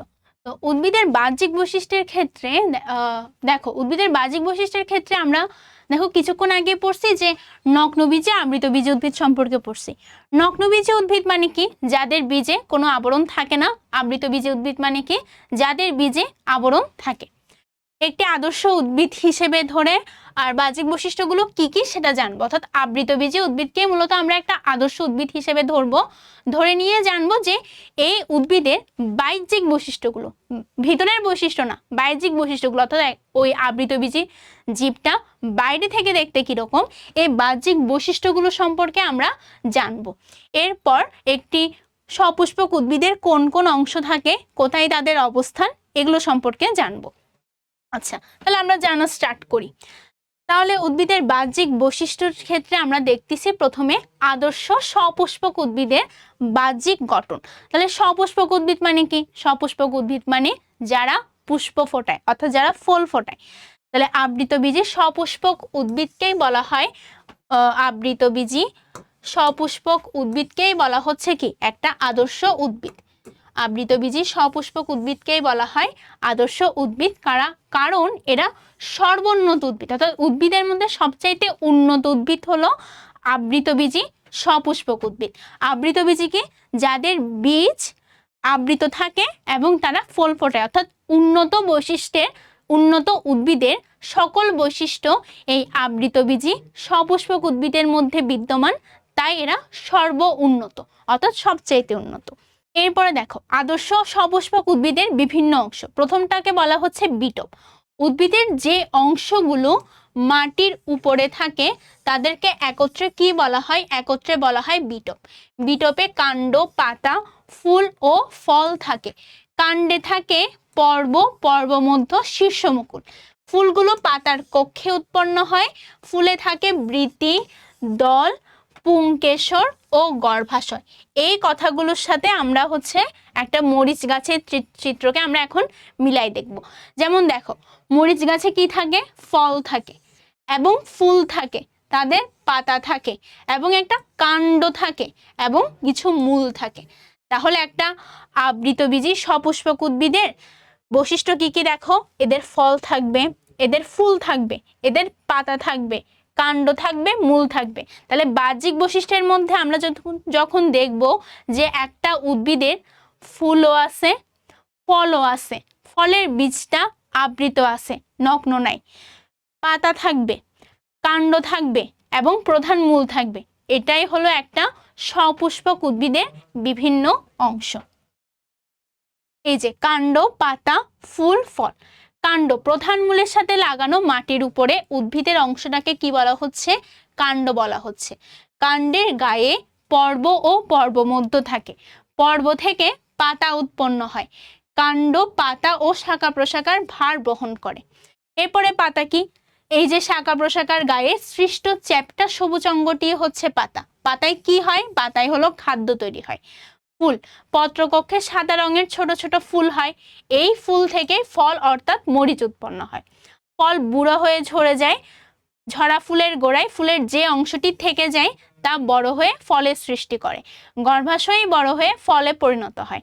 মরিচ গাছের ফল হচ্ছে মরিচ। দেখো না যে মরিচ গাছে প্রথমে ফুল আসে, এরপরে ফুল একসময় বুড়ো হয়ে ঝরে যায়। ওই যেখান থেকে ঝরে যায় ওইখান থেকে কিন্তু মরিচটা আবার বের হয়। তো গর্ভাশয় বড় হয়ে কিসে পরিণত হয়? ফলে পরিণত হয়। এরপরে হচ্ছে মূল। উদ্ভিদের পর্ব, পর্বমধ্য বা অগ্র মুকুলবিহীন অংশই হলো মূল। ঠিক আছে, অর্থাৎ মূল যেটা আমরা সাধারণত মনে করে থাকি যে মাটির নিচে থাকে, কিন্তু এমনও অনেক উদ্ভিদ আছে যাদের মূলগুলো মাটির নিচে না, বরং অনেক সময় দেখা যায় মাটির উপরেও থাকে। এরপরে দেখো যে সাধারণত মূল ভ্রূণমূল থেকে উৎপন্ন হয়। সাধারণত মূল উৎপন্ন হয় ভ্রূণমূল থেকে। মূলে পাতা, ফুল ও ফল হয় না। সাধারণত মূল নিম্নগামী, অর্থাৎ নিচের দিকে বৃদ্ধি পায়। মূল হচ্ছে নিম্নগামী, নিচের দিকে বৃদ্ধি পায়।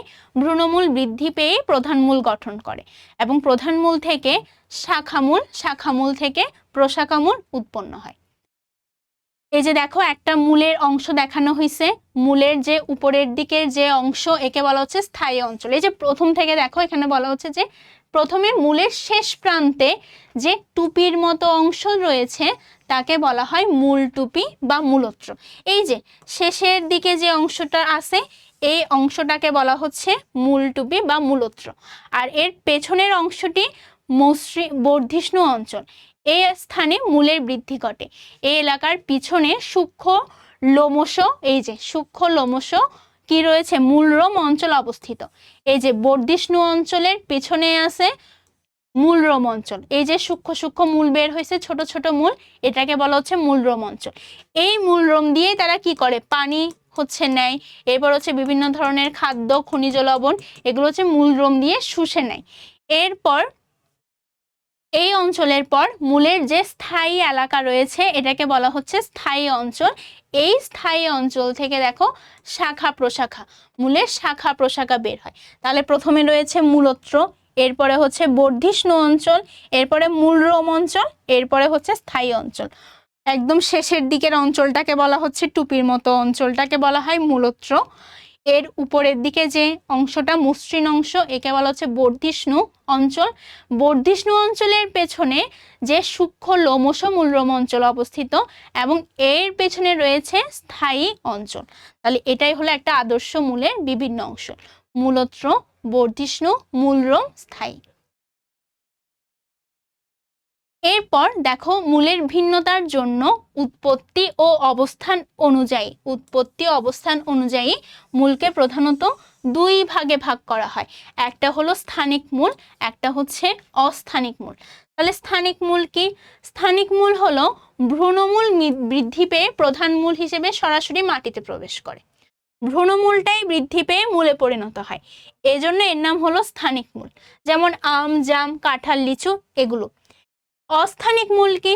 এসব মূল ভ্রূণমূল থেকে উৎপন্ন না হয়ে কাণ্ড ও পাতা থেকে উৎপন্ন হয়। তাহলে যেসব মূল ভ্রূণমূল থেকে উৎপন্ন হচ্ছে তাদেরকে আমরা বলতেছি স্থানিক মূল। আর যে সকল মূল ভ্রূণমূল থেকে উৎপন্ন না হয়ে কাণ্ড ও পাতা থেকে উৎপন্ন হচ্ছে এদেরকে আমরা বলতেছি অস্থানিক মূল। যেমন গুচ্ছমূল আর অগুচ্ছমূল। তাহলে গুচ্ছমূল কি? গুচ্ছমূল হচ্ছে যে ধান, ঘাস, বাঁশ ইত্যাদি উদ্ভিদের মূল যদি তুমি লক্ষ্য করো দেখবা যে কাণ্ডের নিচের দিকে একগুচ্ছ সৌরমূল সৃষ্টি হয়েছে, এরা হচ্ছে গুচ্ছমূল। এরপর ভ্রূণমূল নষ্ট হয়ে যে স্থান থেকে গুচ্ছমূল, যে কোনো স্থান থেকে সে স্থান থেকে গুচ্ছমূল উৎপন্ন হতে পারে। সাধারণত একবীজপত্রী উদ্ভিদে গুচ্ছমূল থাকে, যেমন ধান, নারিকেল, সুপারি ইত্যাদি। অর্থাৎ গুচ্ছমূল অগুচ্ছমূল কোত্থেকে আসতেছে? অস্থানিক মূল থেকে আসতেছে। স্থানিক মূল তো ভ্রূণমূল থেকে বৃদ্ধি পেয়ে মূল উৎপন্ন করে, আর অস্থানিক মূল ভ্রূণমূল থেকে বৃদ্ধি না পেয়ে কাণ্ড বা পাতা থেকে উৎপন্ন হয়। আবার অস্থানিক মূল দুই রকম, গুচ্ছ বা অগুচ্ছ। যারা গুচ্ছ থাকে তারা হলো গুচ্ছমূল, যেমন কাণ্ডের নিচের দিকে একগুচ্ছ সৌরমূল সৃষ্টি হয়েছে, যেখানে ভ্রূণমূল নষ্ট হয়ে সে স্থান থেকেও গুচ্ছমূল উৎপন্ন হতে পারে। আর যেগুলো গুচ্ছ থাকে না, একত্রে গাদাগাদি করে গুচ্ছাকারে জন্মায় না, বরং পরস্পর থেকে আলাদা থাকে, তাদেরকে বলা হয় অগুচ্ছমূল। যেমন কেয়া গাছের ঠেসমূল, বটের ঝুড়িমূল, এগুলো হচ্ছে অগুচ্ছমূল। তাহলে গুচ্ছ যেমন ধরো যে এখানে ধরো একগুচ্ছ হলো গিয়ে মূল উৎপন্ন হয়েছে, এরা হচ্ছে গুচ্ছমূল। আর যারা হচ্ছে গুচ্ছ থাকে না, এরকম আলাদা আলাদা থাকে, জাস্ট এরকম আলাদা আলাদা থাকে, এদেরকে বলা হচ্ছে অগুচ্ছমূল। একদম কাণ্ড থেকে আলাদা আলাদা ভাবে মূলগুলো উৎপন্ন হয়েছে। মূল কি কি কাজ করে থাকে দেখো। মূল উদ্ভিদকে মাটির সাথে শক্তভাবে আটকে রাখে, যাতে কি হয়, যার ফলে ঝড়ো বাতাসে সহজে হেলে পড়তে পারে না। মূল মাটি থেকে পানি ও খনিজ পদার্থ শোষণ করে। আমরা জানি মূলে মূলরম অঞ্চল থাকে, ওই যে মূলরম অঞ্চল দেখাইছিলাম না, যেখানে ছোট ছোট মূল ছিল এবং এগুলো পানি ও খনিজ লবণ শুষে নিচ্ছিল মাটি থেকে। তো এই মূলরম অঞ্চলে অসংখ্য সূক্ষ্ম সূক্ষ্ম রোম উৎপন্ন হয়, যার মাধ্যমে পানি ও খনিজ পদার্থ সংগ্রহ করে। এরপরে আসো যে কাণ্ড। তাহলে কাণ্ডে কি কি রয়েছে? পর্ব, পর্বমধ্য। এখন আমরা দেখি পর্ব কি, পর্বমধ্য কি। এই যে যেখান থেকে পাতা উৎপন্ন হয় সেই জায়গাটাকে বলা হচ্ছে পর্ব। তাহলে পর্ব কি? পর্ব হচ্ছে কাণ্ডের যে স্থান থেকে পাতা বের হয় তাকে বলা হয় পর্ব বা সন্ধি। ধরো এই যেটা একটা কাণ্ড, এই কাণ্ডের ঠিক এই পাশে অর্থাৎ এই জায়গাটা থেকে একটা পাতা উৎপন্ন হচ্ছে, তার মানে এই যে জায়গাটাকে আমরা বলবো পর্ব। ঠিক আছে। পর্ব মধ্য কি? ধরো যে একটা কাণ্ডে দুইটা পাতা আছে, ধরো এখানে একটা পাতা আছে, এখানে একটা পাতা আছে, এরপরে ধরে নিলাম যে এখানে একটা পাতা আছে, তাহলে দুইটা পাতা।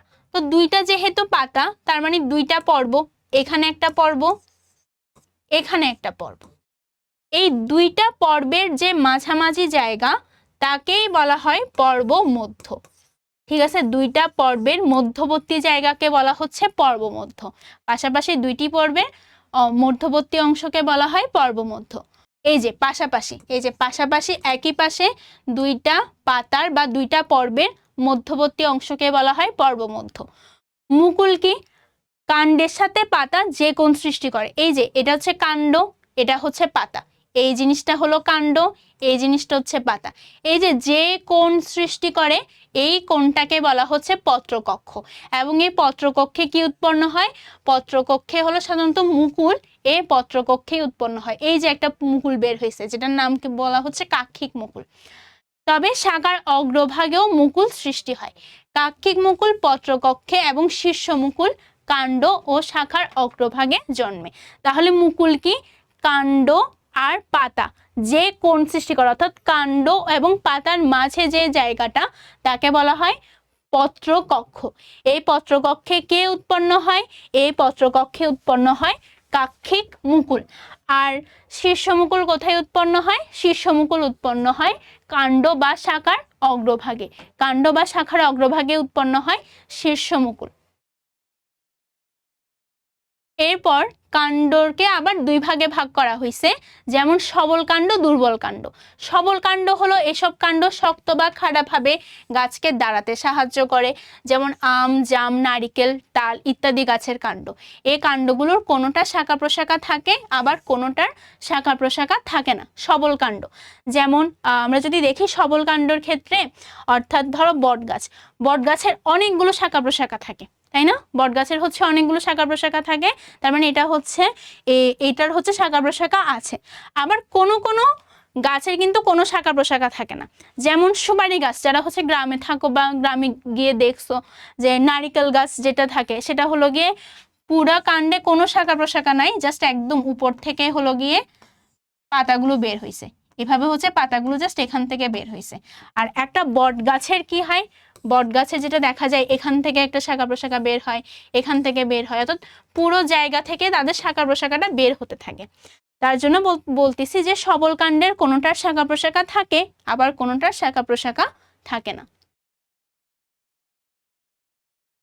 এরপর অশাক কাণ্ড, এই হিসেবে অশাক কাণ্ড অর্থাৎ যেটার কোনো শাখা প্রশাখা নাই, যেমন নারিকেল, তাল, সুপারি। আর শাখান্বিত কাণ্ডগুলো হচ্ছে মঠ আকৃতির হইতে পারে, এই যে একটা মঠ আকৃতির হইতে পারে, দেখো এটা হচ্ছে একটা মঠ আকৃতি, এটা হচ্ছে অশাক, কোনো ধরনের শাখা নাই, তাই এরা হলো অশাক। এটা হচ্ছে মঠ আকৃতি। আর এই যে অনেকগুলো শাখা প্রশাখা আছে, অনেকগুলো শাখা প্রশাখা আছে, এই জন্য এটা হচ্ছে গম্বুজ আকৃতির, ওই যে বট গাছ যেটা, এ হচ্ছে গম্বুজ আকৃতির দেখতে। এরপর তৃণকাণ্ড, এসব কাণ্ডে পর্ব মধ্য খুবই স্পষ্ট, পর্ব থেকে অস্থানিক মূল সৃষ্টি হতে দেখা যায়, যেমন বাঁশ, আখ ইত্যাদি। ক্ষেত্র বিশেষে এসব কাণ্ডের পর্বগুলো ফাঁপা বা ভরাট হতে পারে। এরপর দুর্বল কাণ্ড, আমরা তো সবল কাণ্ড পড়লাম, দুর্বল কাণ্ড হচ্ছে কিছু উদ্ভিদের কাণ্ড খাড়াভাবে দাঁড়ানো থাকতে পারে না, এরা মাটির ওপর শোয়ানো অবস্থায় থাকে বা কাণ্ডগুলো খুবই দুর্বল হয়, নরম হয়। কোনোটা পাতার অন্য গাছের সাথে লতানো থাকে, কোনোটা আবার মাটির উপরে থাকে, আবার কোনোটা অন্য গাছের উপরে ভর দিয়ে আরোহণ করে। ঠিক আছে, দুর্বল কাণ্ডের ক্ষেত্রে কাণ্ডগুলো খুব নরম থাকে, এরা সোজাভাবে দাঁড়াতে পারে না, লতানো অবস্থায় থাকে বা মাটির উপর শয়ানো থাকে, অথবা আরোহণ করে, অন্য গাছের উপর আরোহণ করে। এই যে ক্রিপার বা লতানো, এসব কাণ্ড মাটির উপর সমান্তরালভাবে বৃদ্ধি পায়, এদের প্রতিটি পর্ব থেকে গুচ্ছমূল বের হয়ে মাটিকে আঁকড়ে ধরে, যেমন ঘাস, আমরুদ।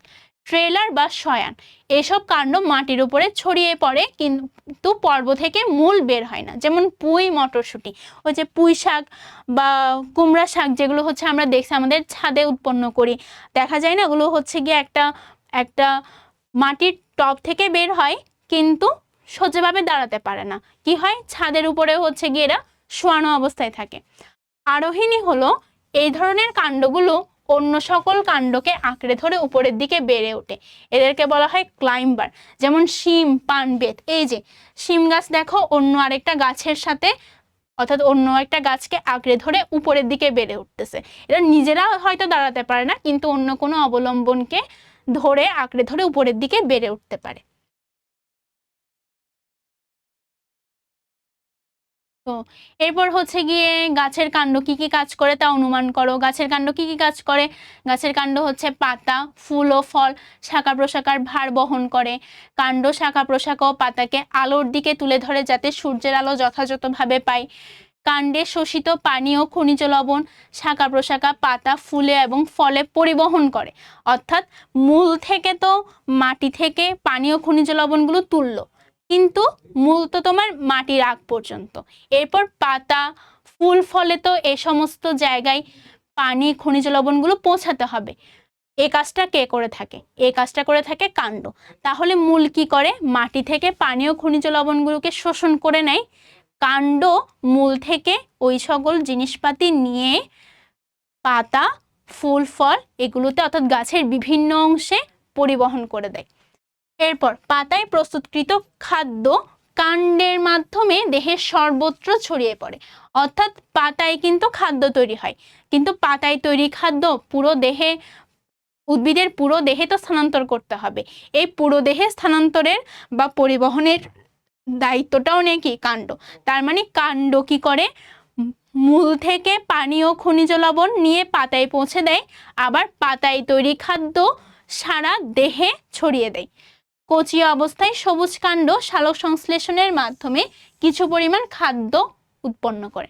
তার মানে কি, তার মানে কাণ্ড যখন একদম কচি থাকে, একদম নতুন অবস্থায়, তখন কিন্তু কাণ্ড খাদ্য উৎপাদনেও কিন্তু হেল্প করতেছে। অর্থাৎ শুধুমাত্র যে পাতায় খাদ্য তৈরি হয় বা সালোক সংশ্লেষণ হয় এমন কিন্তু না। অনেক সময় দেখা যায় যে কচি অবস্থায় যে সকল সবুজ কাণ্ড আছে সেখানে কিন্তু ক্লোরোফিল থাকে। এই ক্লোরোফিল থাকার দরুন কচি অবস্থায় সবুজ কাণ্ড সালোক সংশ্লেষণের মাধ্যমে কিছু পরিমাণ খাদ্য তৈরি করে। এগুলোই হলো কাণ্ডের কাজ। এরপরে দেখো একটা আদর্শ পাতায় কি কি থাকে। একটা আদর্শ পাতায় থাকে পত্রমূল, বৃত্ত আর ফলক। পত্রমূল, বৃত্ত, ফলক। তাহলে পাতার বিভিন্ন অংশে রয়েছে পত্রমূল, বৃত্ত বা বোটা, পত্রফলক। পত্রমূল কি, পাতার এই অংশটি কাণ্ড বা শাখা প্রশাখার গায়ে যুক্ত থাকে। অর্থাৎ ধরো এটা হচ্ছে একটা কাণ্ড, এই কাণ্ড বা শাখা প্রশাখার গায়ের সাথে যেটা যুক্ত থাকে, বা এই যে এখানে যে গায়ের সাথে যেটা যুক্ত থাকে, এর নামই হচ্ছে তোমার পত্রমূল। অর্থাৎ যে কাণ্ডের যে জায়গা থেকে পাতাটা বের হয়, পাতার এই অংশটি কাণ্ড শাখা প্রশাখার গায়ের সাথে যুক্ত থাকে, একে বলা হয় পত্রমূল। কোনো উদ্ভিদের পত্রমূলের পাশ থেকে ছোট পত্র সদৃশ অংশ বের হয়, এদেরকে বলা হচ্ছে উপপত্র। মটর গাছের পত্রমূলে এরূপ উপপত্র দেখা যায়। আর বৃন্ত বা বোটা, অর্থাৎ পাতার যে দণ্ডাকার বৃত্ত বা বোটা, অর্থাৎ এই যে পাতার যে নিচের দিকে যে বৃত্ত বা বোটা থাকে তাকে বলা হচ্ছে বৃত্ত বা বোটা। বৃত্ত বা বোটাই পত্রমূল এবং পত্রফলককে যুক্ত করে। আর পত্রফলক হলো যে গাছের পাতার যে চ্যাপ্টা অংশ, তাকে বলা হচ্ছে পত্রফলক। অর্থাৎ আমি যদি একটা পাতা এঁকে দেখাই, যেমন এটা হচ্ছে ধরো একটা পাতা,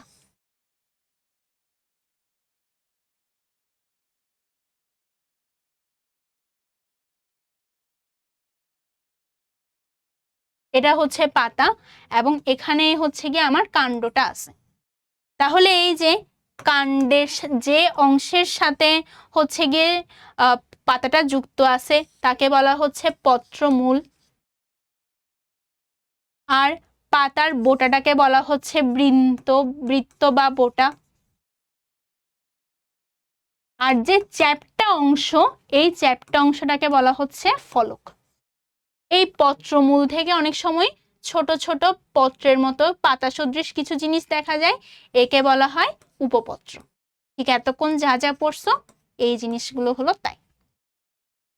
উপপত্র কোথায় দেখা যায়? উপপত্র দেখা যায় তোমার মটর গাছের পত্রমূলে উপপত্র দেখা যায়। এই যে পাতার বিভিন্ন অংশ এখানে আরো সুন্দর মতো দেখানো হয়েছে, যে এই যে এই অংশটাকে বলা হচ্ছে পত্রমূল, এখান থেকে যে ছোট ছোট পাতা সদৃশ কিছু অংশ বের হয়েছে এদেরকে বলা হয় উপপত্র। এরপরে বৃত্ত, এই যে পুরাটাকে বলা হচ্ছে পত্রফলক। এরপর দেখো এই যে মাঝখানে যে শিরা উপশিরা, মাঝখানের জায়গাটাকে বলা হচ্ছে মধ্যশিরা। এরপর এখান থেকে যেগুলো বের হয়েছে সেগুলোকে বলা হচ্ছে শিরা। এরপরে ছোট ছোট যে ভাঁজের মতো কিনারা পত্রফলকের, এই কিনারাগুলোকে বলা হয় পত্র কিনারা। এরপরে এই যে এই পার্টটাই হলো কাণ্ডের একটা পার্ট। তো পাতার সাধারণ কাজ কি? পাতার প্রধান কাজ হচ্ছে খাদ্য তৈরি করা।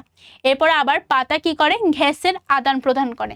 প্রধান কাজ হচ্ছে কি করা? খাদ্য তৈরি করা অথবা গ্যাসের আদান প্রদান করা। আরেকটা গুরুত্বপূর্ণ কাজ, এরা কি করে? কার্বন ডাই অক্সাইডকে বের করে দেয়, অক্সিজেন গ্রহণ করে, শ্বাসকার্য পরিচালনার জন্য অক্সিজেন গ্রহণ করে, কার্বন ডাই অক্সাইড বের করে দেয়। আবার খাদ্য তৈরির সময় কার্বন ডাই অক্সাইড গ্রহণ করে, অক্সিজেন বের করে দেয়। ঠিক আছে, আমরা প্রাণী হিসেবে কি করি? আমরা প্রাণী হিসেবে শুধুমাত্র আমরা যখন শ্বাসকার্য চালাই তখন আমরা নিঃশ্বাসে কি করি? আমরা যখন প্রশ্বাস নিই, অর্থাৎ শ্বাস ভিতরের দিকে নিই, আমরা অক্সিজেন গ্রহণ করি, আর নিঃশ্বাস নিঃশ্বাসে হচ্ছে আমরা কার্বন ডাইঅক্সাইড ত্যাগ করি। কিন্তু পাতা দুই রকমের কাজ করে থাকে। পাতা যখন শ্বাসকার্য পরিচালনা করে তখন সে আমাদের মতোই অক্সিজেন নেয়, কার্বন ডাইঅক্সাইড বের করে দেয়। কিন্তু যখন সে খাদ্য প্রস্তুত করে, খাদ্য প্রস্তুতের জন্য তার কার্বন ডাইঅক্সাইড প্রয়োজন, তার জন্য খাদ্য প্রস্তুতের জন্য সে কার্বন ডাইঅক্সাইড গ্রহণ করে অক্সিজেন বের করে দেয়। উদ্ভিদ প্রয়োজনের তুলনায় অধিক পানি গ্রহণ করে থাকে। এই অতিরিক্ত পানি পাতার সাহায্যে বাষ্পাকারে বাইরে বের করে দেয়। এরপরে দেখো, পত্রফলকের বৈশিষ্ট্যের ভিত্তিতে পত্রকে দুই ভাগে ভাগ করা যায়। একটা হচ্ছে সরল পত্র আর যৌগিক পত্র। সরল পত্র মানে কি? একটা বৃন্তের উপরে শুধুমাত্র একটা পত্রফলক থাকবে। এই যে একটা বৃন্তে শুধুমাত্র একটা পত্রফলক, এটা হলো সরল পত্র। যেমন আম, জাম, কাঁঠাল, বট ইত্যাদি। একটা সরল পত্রের কিনারা অখণ্ডিত থাকতে পারে অথবা অসম্পূর্ণরূপে খণ্ডিত থাকতে পারে। অর্থাৎ তুমি এরকম মসৃণও দেখতে পারো অথবা এরকম হলো গিয়ে ভাঁজ কাটা কিনারাও দেখতে পারো। অর্থাৎ পত্রের কিনারাগুলো অনেক সময় ভাঁজ কাটাও থাকতে পারে অথবা মসৃণ অখণ্ডিতও থাকতে পারে। এরপর যৌগিক পত্র কি? তেঁতুল পাতা তো দেখছো, তেঁতুল পাতায় কি দেখা যায়? এই যে একটা বৃন্ত আছে, একটা বৃন্ত থেকে এরকম হলো অসংখ্য অসংখ্য ছোট ছোট পত্রফলক উৎপন্ন হয়েছে। এই যে অসংখ্য অসংখ্য ছোট ছোট পত্রফলক উৎপন্ন হয়েছে। তো একটা বোটা থেকে অনেকগুলো পাতা, একটা বোটায় অনেকগুলো পাতা, একে বলা হচ্ছে যৌগিক পত্র। অর্থাৎ এখানে কি দেখা যায়? এখানে দেখা যায় যে একটা প্রতিটি পাতায় অনেকগুলো ছোট ছোট ফলক থাকে। এই যে একটা পাতায় অনেকগুলো ছোট ছোট ফলক রয়েছে। যৌগিক পত্রের ফলকটি সম্পূর্ণরূপে খণ্ডিত হয়, খণ্ডিত অংশগুলো পরস্পর থেকে আলাদা। এই যে প্রত্যেকটা একটা খণ্ডিত হয় এবং খণ্ডিতগুলো এক একটা থেকে আলাদা থাকে। বিভিন্ন ধরনের যৌগিক পত্র রয়েছে, যেমন পক্ষদল যৌগিক পত্র এবং করতলাকার যৌগিক পত্র। পক্ষল যৌগিক পত্র এবং করতলাকার যৌগিক পত্র। এই যে পক্ষল যৌগিক পত্র, দেখো পক্ষল যৌগিক পত্র। যেমন এগুলো হচ্ছে যৌগিক পত্র কেন? কারণ এই যে একটা বৃন্তের উপর বা একটা পত্রফলকের উপরে অসংখ্য পত্রফলক, মানে অনেকগুলো পত্রফলক আছে, একটা না। এবং এইসব এগুলো কিন্তু খণ্ডিত এবং একটা একটা একটা একটা থেকে আলাদা।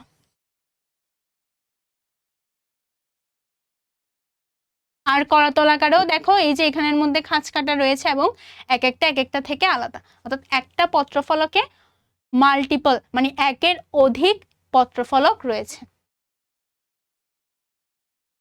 এরপরে মানব জীবনে মূল ও কাণ্ড পাতার প্রয়োজনীয়তা। মূলের ব্যবহার। মূলা, গাজর, শালগম ইত্যাদি উদ্ভিদের মূল উপাদেয় সবজি। শতমূলী, সর্পগন্ধা ইত্যাদি উদ্ভিদের মূল থেকে দামি ঔষধি তৈরি হয়। কাণ্ডের ব্যবহার। কাণ্ডকে হচ্ছে আমরা অনেক সময় কি খাদ্য হিসেবে গ্রহণ করে থাকি। যেমন গোল আলু, আদা, পুঁই, ডাঁটা, কচু, ওলকচুর কাণ্ড এগুলোকে আমরা সবজি হিসেবে গ্রহণ করে থাকি। খেজুর বা আখের কাণ্ড হতেও পাওয়া রস উপাদেয় পানীয়। বড় বড় কাণ্ড থেকে আমরা ঘরবাড়ি এবং আসবাবপত্র তৈরির কাঠ পেয়ে থাকি। পাট ও শনের কাণ্ড থেকে প্রাপ্ত আঁশ দিয়ে দড়ি, ছালা, কাপড় ইত্যাদি তৈরি করা হয়। তাহলে এগুলো হচ্ছে মূল এবং কাণ্ডের ব্যবহার। এরপর পাতার ব্যবহার। পাতার মধ্যে লাউ শাক, পুঁই শাক, লাল শাক, পালং শাক, পাট শাক, এই শাকগুলো হচ্ছে কি আমরা খাদ্য হিসেবে গ্রহণ করে থাকি। এরপর এগুলোর আঁশ দিয়ে বিভিন্ন ধরনের শৌখিন পত্র তৈরি হয়। তাল পাতা, গোল পাতার ছাউনি দেওয়া ঘর তৈরি হয়। তামাক পাতা থেকে বিড়ি, সিগারেট প্রস্তুত করা হয়, যা স্বাস্থ্যের জন্য খুবই খারাপ। খেজুর পাতা দিয়ে সুন্দর সুন্দর পাটি তৈরি করা হয়। তাল পাতার পাখা তোমরা অনেকেই ব্যবহার করে থাকবে। এখন তো হয়তো বা দেখা যায় না, এখন তো অনেকের বাসায় জেনারেটরের লাইন বা আইপিএস আছে। কিন্তু যখন আগেকার দিনে গ্রাম বাংলায় কি হতো, আগেকার দিনে গ্রাম বাংলায় বিভিন্ন ধরনের তাল পাতার ব্যবহার দেখতে পাওয়া যেত। গাছের পাতা থেকে কি তৈরি হয়? মূল্যবান ওষুধও পাওয়া যায়। তো যদি পরীক্ষায় এরকম কাণ্ড পাতার ব্যবহার আসে, মূলত দেখবা যে দুইটা আছে, যে একটা হচ্ছে তোমার খাদ্য হিসেবে গ্রহণ করতে পারো, একটা হচ্ছে গিয়ে ওষুধ হিসেবে গঠন করতে পারো।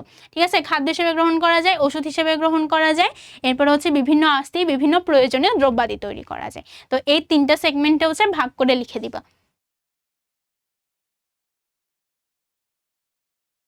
তো যা যা শিখছি এখন হচ্ছে গিয়ে আমরা এমসিকিউ গুলো দেখি। সুফিয়া বেগম তার বাড়ির আঙিনায় প্রথম বছর কুমড়া এবং পরবর্তীতে পুঁইশাক আবাদ করলেন। তো প্রথম বছরে কুমড়ার আবাদকৃত উদ্ভিদের কাণ্ডের প্রকৃতি কেমন? ওই যে উদাহরণের সময় বলছিলাম যে কুমড়া গাছের কাণ্ড যখন দেখো ওটা কি থাকে, ছাদের উপরে বা যেখানে লাগাও মাটির উপরে শয়ানো থাকে, তার মানে এটা হচ্ছে শয়ানো।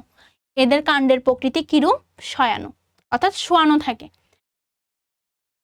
দ্বিতীয় বছরে কি উৎপন্ন করছে? দ্বিতীয় বছর উৎপন্ন করছে পুঁইশাক। তো পুঁইশাক হচ্ছে মাটির উপরে ছড়িয়ে পড়ে, পর্ব থেকে মূল বের হয় না, অবলম্বনকে আঁকড়ে ধরে বৃদ্ধি লাভ করে। তাহলে পুঁইশাকের ক্ষেত্রে হচ্ছে 1 আর 2 অবলম্বনকে আঁকড়ে ধরে বৃদ্ধি লাভ করে না। এটা করে কে? এটা করে হচ্ছে আরোহিণী উদ্ভিদ যারা আছে তারা। পুঁইশাক আরোহিণী উদ্ভিদ না, পুঁইশাক হচ্ছে শয়ানো উদ্ভিদ, এই জন্য এরা মাটির উপরে ছড়িয়ে পড়ে, পর্ব থেকে মূল বের হয় না। একবীজপত্রী সপুষ্পক উদ্ভিদ কোনটা? অর্থাৎ যাদের বীজে একটা মাত্র বীজপত্র রয়েছে এবং যারা ফুল উৎপন্ন করে, এটা হলো গিয়ে ঘাস। একবীজপত্রী সপুষ্পক উদ্ভিদ হচ্ছে ঘাস। দ্বিবীজপত্রী সপুষ্পক উদ্ভিদ কোনটা? দ্বিবীজপত্রী সপুষ্পক উদ্ভিদ হলো সরিষা। কোনটি ফুলে থাকে? ফুলে থাকে হচ্ছে বৃতি, ফুলে থাকে বৃতি।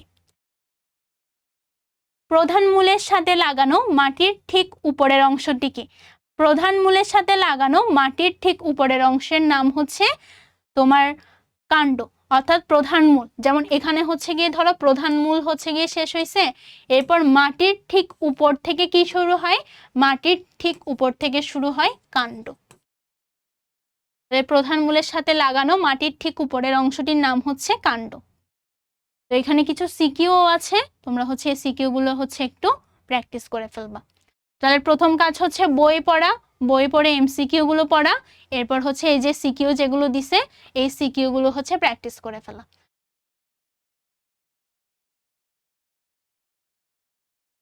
এরপর এখানে অনুশীলনীর বিভিন্ন অনুশীলনীর কিছু সংক্ষিপ্ত প্রশ্নোত্তর দেওয়া আছে, যে পৃথিবীতে সকল শক্তির উৎস কি? সকল শক্তির উৎস হচ্ছে সূর্য। রাতে কেন সালোক সংশ্লেষণ হয় না? রাতে সূর্য থাকে না, সালোক সংশ্লেষণের জন্য সূর্যের প্রয়োজন। রাতে যেহেতু কোনো ধরনের সূর্যের আলো থাকে না, তাই রাতে সালোক সংশ্লেষণ হয় না। এরপর হচ্ছে উদ্দীপক উল্লিখিত বিক্রিয়ায় কিভাবে যৌগটি তৈরি হয়, অর্থাৎ এটা হচ্ছে তোমার সালোক সংশ্লেষণের যে বিক্রিয়া আছে সেই সালোক সংশ্লেষ বিক্রিয়া। অর্থাৎ এটার মাধ্যমে আমরা এখন কোথায় চলে যাচ্ছি? আমরা হচ্ছে গিয়ে সালোক সংশ্লেষণে চলে যাচ্ছি। এই যে সালোক সংশ্লেষণে চলে যাচ্ছি। তো সালোক সংশ্লেষণটা আমরা একটু দেখি, আমরা একদম বই থেকে দেখব যে সালোক সংশ্লেষণ কি। সালোক সংশ্লেষণ হচ্ছে উদ্ভিদের অন্যতম গুরুত্বপূর্ণ শারীরবৃত্তীয় প্রক্রিয়া। সালোক সংশ্লেষণে কি হয়? আমরা যে বলতেছি যে উদ্ভিদ নিজের খাদ্য নিজে তৈরি করে, উদ্ভিদ নিজের খাদ্য নিজে তৈরি করার যে প্রক্রিয়া, ওই প্রক্রিয়াটার নামই হচ্ছে সালোক সংশ্লেষণ। উদ্ভিদ যেভাবে খাদ্য প্রস্তুত করে, সে প্রস্তুতকৃত অর্থাৎ যে প্রক্রিয়ায় খাদ্য তৈরি করে সেই প্রক্রিয়াটাকে বলা হয় সালোক সংশ্লেষণ। এই যে জৈব রাসায়নিক প্রক্রিয়ায় সবুজ অংশ সূর্যালোকের উপস্থিতিতে পানি এবং কার্বন ডাইঅক্সাইড কাজে লাগিয়ে শর্করা জাতীয় খাদ্য উৎপাদন করে, তাকেই বলা হয় সালোক সংশ্লেষণ। উদ্ভিদের পাতার সবুজ প্লাস্টিড সালোক সংশ্লেষণে অংশ নেয়। এই প্লাস্টিডের ভিতরে সৌরশক্তি, পানি, কার্বন ডাইঅক্সাইড বিক্রিয়া করে অক্সিজেন এবং গ্লুকোজ উৎপন্ন করে। পাতাকে সালোক সংশ্লেষণের প্রধান স্থানরূপে কেন গণ্য করা হয়? কারণ পাতার চ্যাপ্টা প্রসারিত হয়, সূর্যরশ্মি বেশি পড়ে, অল্প সময়ে প্রচুর পরিমাণে কার্বন ডাইঅক্সাইড গ্যাস শোষিত হতে পারে। পাতার কোষগুলোতে ক্লোরোপ্লাস্টের সংখ্যা বেশি থাকে, অর্থাৎ পাতায় যে কোষগুলো থাকে সেখানে ক্লোরোপ্লাস্টের সংখ্যা তুলনামূলক অনেক বেশি। কাণ্ডে যে কোষগুলো থাকে সেখানে ক্লোরোপ্লাস্টের সংখ্যা কিন্তু খুব কম। বা উদ্ভিদের অন্যান্য অংশে, উদ্ভিদের পাতা ছাড়া যে অন্যান্য অংশ আছে সেখানে যে কোষগুলো রয়েছে সেগুলোতে ক্লোরোপ্লাস্টের সংখ্যা কিন্তু অনেক কম। ক্লোরোপ্লাস্টে কি থাকে? ক্লোরোফিল থাকে। তো এই ক্লোরোপ্লাস্টের সংখ্যা পাতায় বেশি হওয়ার কারণে পাতায় সালোক সংশ্লেষণ বেশি হয়। পাতায় অসংখ্য পত্ররন্ধ্র থাকায় সালোক সংশ্লেষণের সময় গ্যাসীয় আদান প্রদান সহজে ঘটে। এরপর সালোক সংশ্লেষণ পদ্ধতি। স্থলজ উদ্ভিদ মাটি থেকে মূলদ্রম দ্বারা পানি শোষণ করে, এটা আমরা জানি, আমরা দেখে আসছি কিছুক্ষণ আগে যে স্থলজ যে উদ্ভিদ অর্থাৎ স্থলে যে উদ্ভিদগুলো জন্মায় ওরা মাটি থেকে মূলদ্রম দ্বারা পানি শোষণ করে। নিমজ্জিত জলজ উদ্ভিদগুলো দেহতল দিয়ে পানি সংগ্রহ করে। সালোক সংশ্লেষণ প্রক্রিয়ায় আলো একটি অপরিহার্য উপাদান, অর্থাৎ আলো লাগবে। সালোক সংশ্লেষণ প্রক্রিয়ায় কার দরকার? আলোর অবশ্যই দরকার। এজন্যই রাতে সালোক সংশ্লেষণ হয় না। কিছুক্ষণ আগে যে প্রশ্নটা দেখছি যে রাতে কেন সালোক সংশ্লেষণ হয় না, কারণ সালোক সংশ্লেষণের জন্য আলো লাগবেই। আলো কে দিবে? আলো দিবে সূর্য। তো আলোর প্রধান উৎস হলো সূর্য। তো সালোক সংশ্লেষণের সময় বায়ুমণ্ডলের কার্বন ডাইঅক্সাইড পত্ররন্ধ্রের ভিতর দিয়ে পাতায় প্রবেশ করে। এরপর সূর্যালোকের উপস্থিতিতে ক্লোরোফিলের সহায়তায় পানি ও কার্বন ডাইঅক্সাইড বিক্রিয়া ঘটায় এবং গ্লুকোজ, অক্সিজেন ও পানি বের করে। তাহলে কি হচ্ছে? প্রথমে বায়ুমণ্ডল থেকে, দেখো এই যে একটা পাতা, এই পাতায় বায়ুমণ্ডল থেকে কি আসতেছে? কার্বন ডাইঅক্সাইড আর পানি হলো গিয়ে পাতায় আসে। এরপর কার্বন ডাইঅক্সাইড ও পানি পাতায় আসার পর সূর্যের আলো এবং পাতার কোষে থাকা ক্লোরোফিলের সাহায্যে কার্বন ডাইঅক্সাইড ও পানি বিক্রিয়া করে গ্লুকোজ, অক্সিজেন এবং পানি উৎপন্ন করে। অর্থাৎ পানি এবং কার্বন ডাইঅক্সাইড থেকে গ্লুকোজ উৎপন্ন করে, অক্সিজেন উৎপন্ন করে, পানি উৎপন্ন করে। অক্সিজেন হচ্ছে বের করে দেয়, পানি উদ্ভিদের জন্য দরকার। আর গ্লুকোজ দিয়ে কি করে? গ্লুকোজ থেকে হলো গিয়ে শক্তি উৎপন্ন করে। তো একটা পরীক্ষা দিছে, এখানে হচ্ছে সালোক সংশ্লেষণে যে অক্সিজেন নির্গত হয় এটার পরীক্ষা। এখানে হলো কিছু বুদবুদ সৃষ্টি হয়, এই বুদবুদ দেখে বোঝা যাচ্ছে যে সালোক সংশ্লেষণে অক্সিজেন উৎপন্ন হচ্ছে।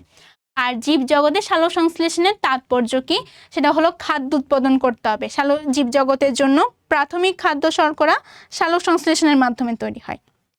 অর্থাৎ আমরা কিন্তু পরোক্ষভাবে সালোক সংশ্লেষণের উপর নির্ভরশীল। অর্থাৎ আমাদের জন্য খাদ্য তৈরি করে কে? আমরা কিন্তু নিজের খাদ্য নিজে তৈরি করতে পারি না। তো আমাদের জন্য খাদ্য তৈরি করে দেয় হলো উদ্ভিদ। তো উদ্ভিদের যে খাদ্য তৈরি করার জন্য আমার কাদের উপর আমার উদ্ভিদের খাদ্য তৈরি করার জন্য সালোক সংশ্লেষণ প্রয়োজন, এবং আমিও যেহেতু সালোক সংশ্লেষণ বা উদ্ভিদের উপর নির্ভরশীল, সো আমার জীবনের জন্য বা আমার খাদ্য উৎপন্নের জন্য কিন্তু সালোক সংশ্লেষণ দরকার। প্রাণী হোক বা উদ্ভিদ হোক, জীবের কর্মচাঞ্চল্যের মূলে রয়েছে খাদ্য। আর এই খাদ্যের সাথে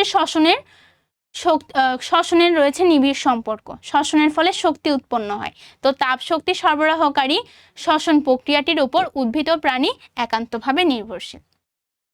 এরপর পরিবেশে গ্যাস বিনিময়। দেখো সালোক সংশ্লেষণে কি হচ্ছে?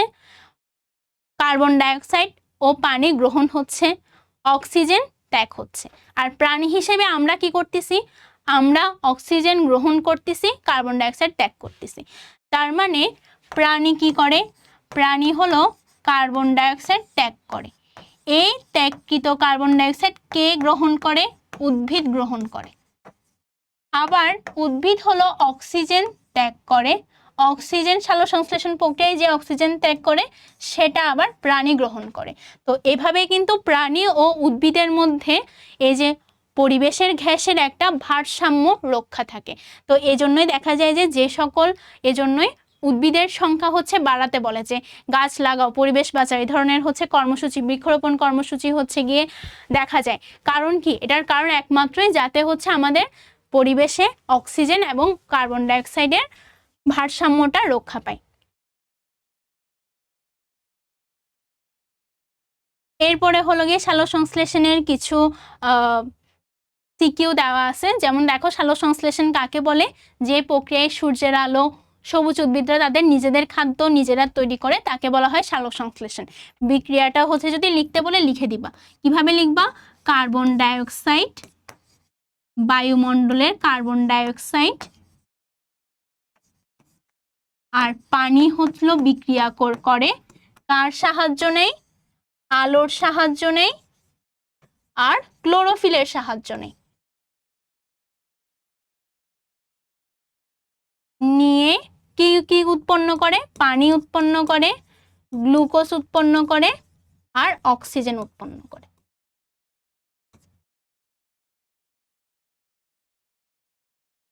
এটাই হলো সালোক সংশ্লেষণের বিক্রিয়া। এরপরে দেখো, কেন পাতায় সংঘটিত হয় এটা পড়ছি। পাতা হলো চ্যাপ্টা, সূর্যরশ্মি সহজে গ্রহণ করতে পারে, সহজে কার্বন ডাইঅক্সাইড বায়ুমণ্ডল থেকে গ্রহণ করতে পারে, এবং মোস্ট ইম্পর্টেন্ট হচ্ছে পাতায় ক্লোরোপ্লাস্টের সংখ্যা, পাতার কোষে ক্লোরোপ্লাস্টের সংখ্যা তুলনামূলক বেশি থাকে, এজন্যই পাতায় সালোকসংশ্লেষণ সংঘটিত হয়। এরপরে কিছু সিকিউ আছে, এই সিকিউগুলো তোমাদের এখানে অ্যান্সার সহ দেওয়া আছে, এগুলো হচ্ছে একটু মুখস্থ করে ফেলবা। আমরা এমসিকিউতে চলে যাই। পৃথিবীর সমস্ত শক্তির উৎস কি? পৃথিবীর সমস্ত শক্তির উৎস হচ্ছে সূর্য। সূর্য থেকে আমরা সব শক্তিগুলো পেয়ে থাকি। সবুজ উদ্ভিদকুল সালোকসংশ্লেষণের সময় কোন শক্তিকে আবদ্ধ করে? সবুজ উদ্ভিদকুল সালোকসংশ্লেষণের সময় মূলত সৌর শক্তিকে অর্থাৎ আলোকে আবদ্ধ করে। পাতার কোষগুলোতে কিসের সংখ্যা বেশি? পড়াইছি, ক্লোরোপ্লাস্টের সংখ্যা বেশি। কাজ করার জন্য কি প্রয়োজন? কাজ করার জন্য প্রয়োজন শক্তি। আমরা শক্তি ছাড়া কখনোই কাজ করতে পারবো না। উদ্ভিদ কোন প্রক্রিয়ায় খাদ্য তৈরি করে? উদ্ভিদ হলো সালোক সংশ্লেষণ প্রক্রিয়ায় খাদ্য তৈরি করে। ইমবাইবিশন, সালোক সংশ্লেষণ, সালোক সংশ্লেষণ প্রক্রিয়ায় খাদ্য তৈরি করে। সালোক সংশ্লেষণ উদ্ভিদের কোন অঙ্গে ঘটে? পাতায়। সালোক সংশ্লেষণ উদ্ভিদের পাতায় ঘটে। সালোক সংশ্লেষণে কিসের উপস্থিতি একান্ত প্রয়োজন? সূর্যালোক। সূর্যালোক ছাড়া সালোক সংশ্লেষণ হবেই না। সালোক সংশ্লেষণে উপজাত হিসেবে কি নির্গত হয়? অক্সিজেন। উপজাত মানে কি? By product.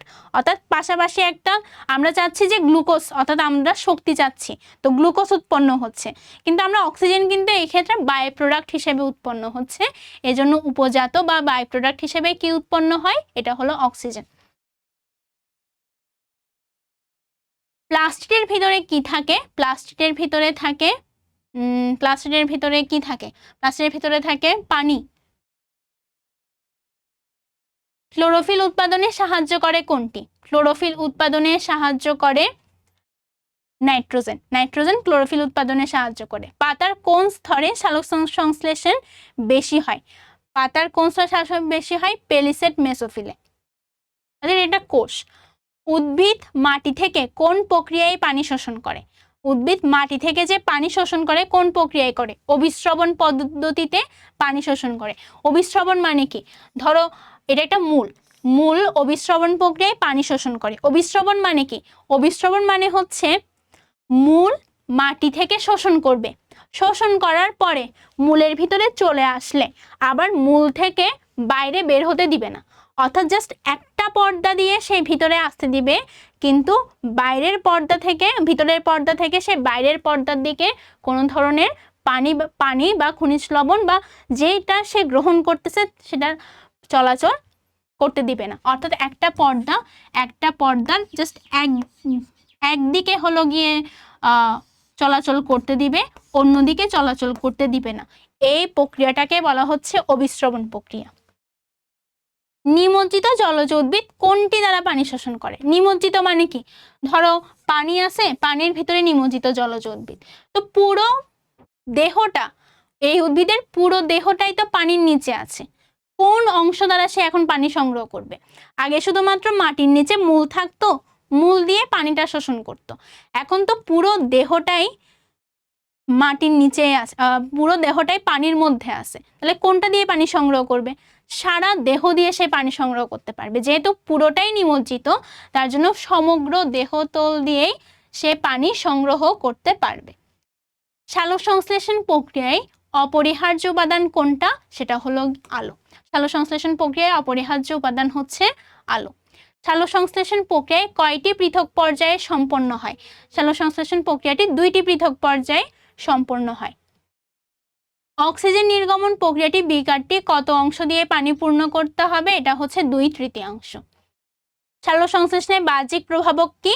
বাহ্যিক প্রভাবক হলো আমার কি লাগে? বাহ্যিক প্রভাবকে লাগে হলো ক্লোরোফিল, অর্থাৎ আলো এবং ক্লোরোফিলের সাহায্যে, তাহলে বাহ্যিক প্রভাবক হচ্ছে ক্লোরোফিল লাগবে। সালোক সংশ্লেষণের জন্য কি কি উপাদান প্রয়োজন? পানি প্রয়োজন, কার্বন ডাইঅক্সাইড প্রয়োজন, আলো প্রয়োজন। অক্সিজেন প্রয়োজন না, কারণ সালোক সংশ্লেষণে কিন্তু অক্সিজেন উৎপন্নই হয়, অক্সিজেন কিন্তু লাগে না, অক্সিজেন উৎপন্ন হয়। তাহলে কি কি লাগবে? পানি, কার্বন ডাইঅক্সাইড এবং আলো। তো এরকম হলো অনেকগুলো এমসিকিউ দেওয়া আছে, একটু করে হচ্ছে এমসিকিউ গুলো প্র্যাকটিস করে নিবা। ঠিক এরকম যেগুলো হচ্ছে বই থেকেই পড়াইছি ওইগুলোই হচ্ছে গিয়ে দিবে। সালোকসংশ্লেষণ প্রক্রিয়ায় উৎপন্ন অক্সিজেনের উৎস কি? অর্থাৎ অক্সিজেনটা কোত্থেকে পাচ্ছি আমরা? সালোকসংশ্লেষণ প্রক্রিয়ায় যে অক্সিজেন উৎপন্ন সেটা কোত্থেকে পাচ্ছি? যে কার্বন ডাইঅক্সাইডের সংকেত মনে আছে, এটা হচ্ছে সেই কার্বন ডাইঅক্সাইডের সংকেত। এই কার্বন ডাইঅক্সাইডে যে অক্সিজেন রয়েছে এই অক্সিজেন থেকেই মূলত আমরা সালোকসংশ্লেষণ প্রক্রিয়ায় অক্সিজেনটা পাচ্ছি। তার মানে সালোকসংশ্লেষণ প্রক্রিয়ায় যে উৎপন্ন অক্সিজেন সেটা আমরা আসলে কোত্থেকে পাচ্ছি? উৎসটা কি? উৎসটা হলো কার্বন ডাইঅক্সাইড। পানি থেকেও পাই, বাট কার্বন ডাইঅক্সাইড থেকেও পাই। সেটা পানি হতে পারে, যে পানিতেও কিন্তু অক্সিজেন থাকে, যেমন H2O, পানিতেও অক্সিজেন রয়েছে। নির্গমন পরীক্ষার জন্য কোন উদ্ভিদটি ব্যবহার করা হয়েছে? সেটা হচ্ছে হাইড্রিলা। কিসের মাধ্যমে সূর্যালোক ও জীবনের মধ্যে সেতুবন্ধন সৃষ্টি হয়? সেটা হলো সালোক সংশ্লেষণ। সালোক সংশ্লেষণ প্রক্রিয়ায় কি শোষিত হয়? সালোক সংশ্লেষণ প্রক্রিয়ায় হচ্ছে কার্বন ডাইঅক্সাইড শোষিত হয় এবং অক্সিজেন নির্গত হয়। শর্করা খাদ্য কোথা থেকে তৈরি হয়? সেটা হচ্ছে পাতা থেকে, কারণ পাতায় সালোক সংশ্লেষণ হচ্ছে, সো পাতা থেকে শর্করা জাতীয় খাদ্য অর্থাৎ গ্লুকোজ উৎপন্ন হয়। তো এখানে হলো সালোক সংশ্লেষণের অনেকগুলো এমসিকিউ দেওয়া আছে, এই এমসিকিউ গুলো একটু বসে বসে প্র্যাকটিস করে নিতে হবে। আমি কয়েকটা এমসিকিউ প্রায় 25টা 26টার মতো এমসিকিউ প্র্যাকটিস করে দিছি, বাকিগুলো হচ্ছে তোমরা একটু প্র্যাকটিস করে নিবা। এরপরে আমরা চলে যাব আমাদের অধ্যায় 6 সংবেদী অঙ্গে। তো সংবেদী অঙ্গ কি কি? সংবেদী অঙ্গ হচ্ছে, দেখো সংবেদী অঙ্গ মানে কি? যে অঙ্গের সাহায্যে আমরা পরিবেশের সাথে যোগাযোগ করি বা পরিবেশের সাথে, যেমন আমরা যখন জীবজগৎ পড়ছিলাম একদম প্রথম চ্যাপ্টার, আমরা পড়ছিলাম না যে জীব কি করে? জীব হলো পরিবেশের সাথে প্রতিক্রিয়া দেখায়। তো আমরা যে পরিবেশের সাথে প্রতিক্রিয়া দেখাচ্ছি এ কারণে আমাদের কিছু সংবেদী অঙ্গ লাগবে, অর্থাৎ পরিবেশের বাহ্যিক জিনিসগুলো থেকে যাতে আমরা সংবেদ গ্রহণ করতে পারি। তো এক্ষেত্রে সংবেদী অঙ্গগুলো যেগুলো আমরা পড়বো সেগুলো হচ্ছে চোখ, চোখ দিয়ে আমরা দেখি, এরপর হচ্ছে কান, কান দিয়ে আমরা শুনি, এরপরে হচ্ছে নাক, গন্ধ শুকি, এরপরে হচ্ছে জিহ্বা, জিহ্বা দিয়ে হচ্ছে আমরা কোনো বস্তুর স্বাদ গ্রহণ করতে পারি। তাহলে চোখ, কান, নাক, জিহ্বা এগুলো দিয়ে আমরা সংবেদ গ্রহণ করে থাকি এজন্য, এবং পরিবেশের সাথে প্রতিক্রিয়া, পরিবেশের প্রতি প্রতিক্রিয়া দেখাতে পারি, এজন্য এরা হচ্ছে সংবেদী অঙ্গ।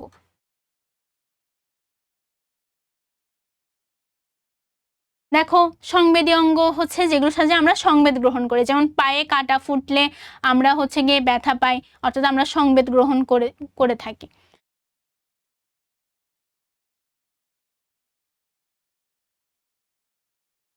তো এক্ষেত্রে প্রথমে যেটা হচ্ছে চোখ, চোখের ক্ষেত্রে দেখো আমাদের যখন কান্না পাই তখন হচ্ছে আমাদের চোখ দিয়ে হচ্ছে পানি গড়িয়ে পড়ে, যেটাকে আমরা বলতেছি অশ্রু বা চোখের পানি।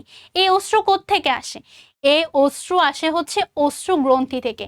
অশ্রু সবসময় কি করে? চোখকে ভেজা রাখে, বাইরের ধুলাবালি জীবাণু পড়লে তা ধুয়ে পরিষ্কার রাখতে সাহায্য করে। চোখের ত্বক স্বচ্ছ আর পেছনের অংশ কালো, তার ফলে আমাদের চোখ হয়েছে ছোট্ট ক্যামেরার মতো। অর্থাৎ আমাদের চোখের হলো চোখের ত্বক প্রথম অংশটা হচ্ছে স্বচ্ছ আর পেছনের অংশটা হচ্ছে কালো, অর্থাৎ ক্যামেরার মতোই। চোখের বিভিন্ন অংশ কাজগুলো হচ্ছে কি আমরা দেখব। এই দেখো প্রথমটা হচ্ছে চোখের পাতা। চোখের পাতায় আমরা কি করি? চোখটাকে একবার বন্ধ করি একবার খুলি, একবার বন্ধ করি একবার খুলি, এটা হচ্ছে চোখের পাতা। চোখের পাতা কি করে? চোখকে ধুলাবালি থেকে রক্ষা করে। দেখা যায় না অনেকগুলো ধোঁয়া, তখন আমরা চোখের পাতাটা জাস্ট বন্ধ করে রাখি, তখন চোখটা ধুলাবালি থেকে রক্ষা পায়। এরপর হলো কনজাক্টিভা। কনজাক্টিভা মানে কি? চোখটাকে ধরো, চোখটাকে ধরে এই যে যখন তুমি এরকম করবা তখন দেখো এই যে ঠিক এই জায়গাটাকে বলা হচ্ছে কনজাক্টিভা। এই কনজাক্টিভা যখন জীবাণু দ্বারা আক্রান্ত হয় তখন তাকে বলা হয় কনজাক্টিভাইটিস বা চোখ উঠা রোগ। এই এই জিনিসটা যখন চোখে আক্রান্ত হয় এটা তখন অনেক ফুলে যায়, আমরা বলি যে চোখ উঠছে। চোখ উঠা রোগ যেটা বলে এইখানে এই কনজাক্টিভাতেই তখন হলো জীবাণু দ্বারা আক্রান্ত হয়। এরপর হলো অক্ষিগোলক। অক্ষিগোলক মানে হলো আমাদের যে চোখ, আমাদের এই চোখটা ঠিক এরকম না, কিন্তু এটা হচ্ছে একটা বলের মতো। তুমি যদি তোমার চোখকে এরকম করে বের করে নিতে পারো, ধরো এভাবে জাস্ট বের করে নিবা, এটা ছোট বলের মতো। এই বলটাই হলো এখানে দেখানো হয়েছে। অর্থাৎ এই সামনের পার্টটাই হলো আমরা জাস্ট দেখি, এই সামনের পার্টটাই হচ্ছে আমরা শুধুমাত্র দেখে থাকি, সামনের পার্টটাই দেখা, কিন্তু এটা হচ্ছে ভিতরের দিকে যদি আমরা যদি বের করে নিয়ে আসি, এটা মূলত একটা ছোট বলের মতো। এই বলের নামে হলো অক্ষিগোলক। এই অক্ষিগোলক 3টা স্তর দিয়ে গঠিত। স্ক্লেরা, প্রথমটা হচ্ছে স্ক্লেরা। স্ক্লেরা কি? স্ক্লেরা হচ্ছে এই যে সাদা যে অংশটা, এই সাদা অংশটাকে বলা হচ্ছে স্ক্লেরা। এই যে বলের যে সাদা অংশ, এই সাদা অংশের নামই হচ্ছে স্ক্লেরা। এরপর হলো কর্নিয়া। স্ক্লেরার সামনে যে চকচকে অংশ, এই যে স্ক্লেরার সামনে যে চকচকে অংশ, একে বলা হয় কর্নিয়া। এর ভিতর দিয়ে হলো আলোটা প্রবেশ করতে পারে। এরপরে হলো কোরোয়েড। কোরোয়েড কোনটা? কোরোয়েড হচ্ছে এই যে এই অংশটাকে বলা হচ্ছে কোরোয়েড। আইরিশ। আইরিশ হলো কর্নিয়ার পেছনে কালো গোলাকার পর্দা। এই যে কর্নিয়া কোনটা ছিল? কর্নিয়া হচ্ছে ঠিক এটা। তাহলে এই কর্নিয়ার যে পেছনে, কর্নিয়ার পেছনে, এই যে কর্নিয়ার ঠিক পেছনে যে কালো অংশ, এইটাকে বলা হচ্ছে আইরিশ। কোরোয়েড এবং আইরিশের মাঝখানে ছিদ্র থাকে। কোরোয়েড এবং এই দেখো, কোরোয়েড এবং আইরিশের মাঝখানে যে ছিদ্র থাকে তাকে বলা হয় পিউপিল। আইরিশ আবার পেশি দিয়ে তৈরি। একে আইরিশ পেশি দিয়ে, অর্থাৎ আমরা কি করি, চোখের মণি অনেক সময় বড় করি, অনেক সময় ছোট করি। এই যে চোখের মণি ভাবে অনেক সময় ছোট করে ফেলি, এরপর আবার অনেক সময় বড় করে ফেলি। এই যে চোখের মণিটা এভাবে পিউপিলটাকে এরকম ছোট বা বড় করা, এই জিনিসটা করা যায় আইরিশের পেশি দিয়ে। এই যে আইরিশের পেশিগুলো সংকুচিত বা প্রসারিত হতে পারে, ফলে পিউপিল ছোট বড় হইতে পারে। এরপরে লেন্স। লেন্স হচ্ছে গিয়ে পিউপিলের পেছনে অবস্থিত দ্বি-উত্তল লেন্স। লেন্সটির মাঝখানে 2 দিক উঁচু এবং আগাটা সরু। এই যে লেন্স। রেটিনা। রেটিনা হলো অক্ষিগোলকের সবচেয়ে ভিতরের দিকের স্তর। রেটিনা হচ্ছে অক্ষিগোলকের সবচেয়ে ভিতরের দিকের স্তর। এটি সাধারণত আলোক সংবেদী স্তর। এখানে রড এবং কোন নামে 2 ধরনের কোষ রয়েছে। চোখের লেন্সটি চক্ষুগোলককে সামনে ও পেছনে 2টি অংশে বিভক্ত করে। এই অংশগুলোকে বলা হয় প্রকোষ্ঠ। অর্থাৎ চোখের লেন্স যেটা আছে, এটা চক্ষুগোলককে সামনে পেছনে 2টি অংশে বিভক্ত করে। অংশগুলোকে বলা হয় প্রকোষ্ঠ। সামনের প্রকোষ্ঠে থাকে জলীয় পদার্থ, আর পেছনের প্রকোষ্ঠে থাকে জেলির মতো পদার্থ। তাহলে চোখের লেন্সটা 2টা প্রকোষ্ঠে বিভক্ত করছে। একটা হলো সামনের প্রকোষ্ঠ, যেখানে থাকে জলীয় পদার্থ, আর পেছনের থাকে জেলির মতো তরল পদার্থ।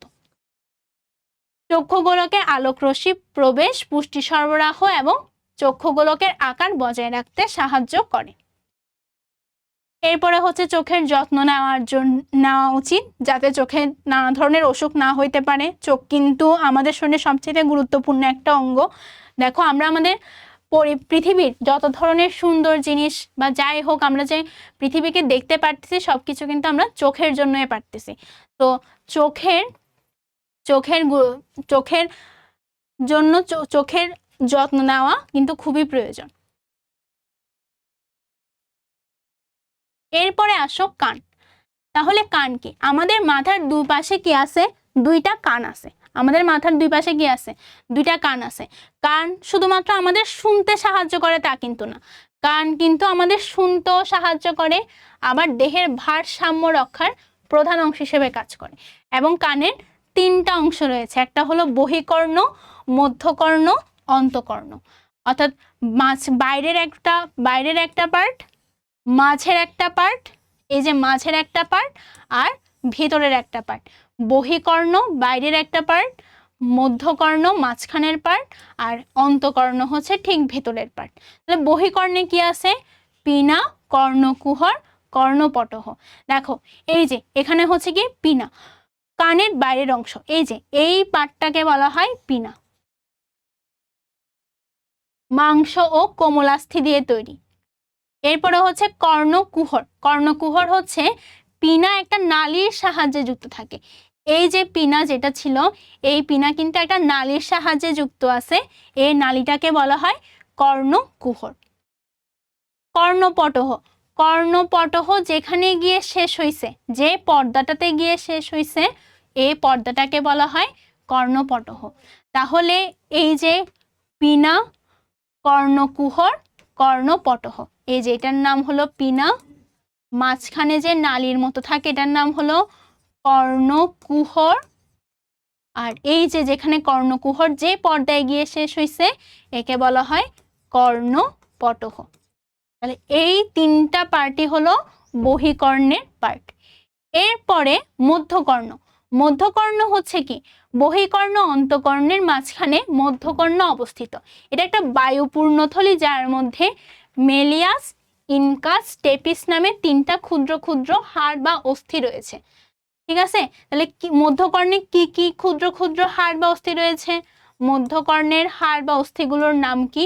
এগুলো হচ্ছে মেলিয়াস, মেলিয়াস, এরপরে হচ্ছে ইনকাস, এরপরে হলো স্টেপিস। মেলিয়াস, ইনকাস এবং হচ্ছে স্টেপিস। অস্থিসমূহের মাধ্যমে শব্দ তরঙ্গ বা ঢেউ অন্তকর্ণে পৌঁছায়। কানের সাথে গলার সংযোগের জন্য ইউস্টেশিয়ান টিউব নামে একটি নল আছে। এই নলটির কাজ হচ্ছে কর্ণপটহের বাইরের এবং ভেতরের বায়ুর চাপ সমান রাখা। আর অন্তকর্ণ কি?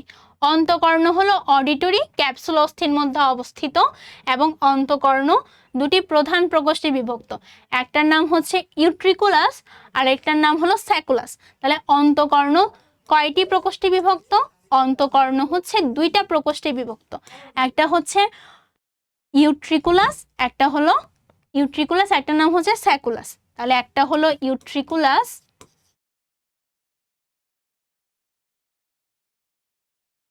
এরপর আরেকটার নাম হচ্ছে স্যাকুলাস।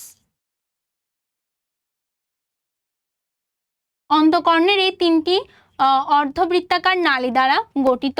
এদের ভিতরে আছে খুব সূক্ষ্ম লোমের মতো স্নায়ু ও রস।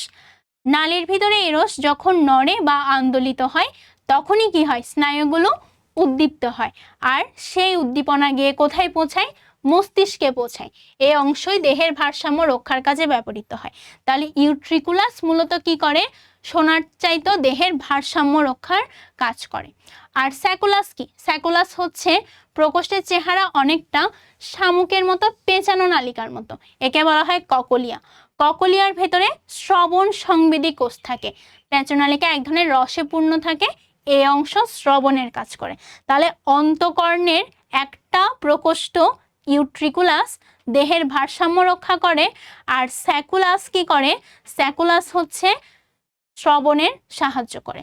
তাহলে আমরা যদি একটু চিত্রটা দেখি, এই যে এই প্রকোষ্ঠটাই যে বাইরের প্রকোষ্ঠ, এটাই হলো ইউট্রিকুলাস, আর শামুকের মতো যেটা পেঁচানো আছে এটাকে বলা হচ্ছে স্যাকুলাস। তাহলে এই যে এই পার্টটা হলো কিসের সাহায্য করে? দেহের ভারসাম্য রক্ষা কাজে সাহায্য করে। আর যেটা শামুকের মতো পেঁচানো অংশ এটা হলো স্যাকুলাস, এটা শ্রবণে সাহায্য করে।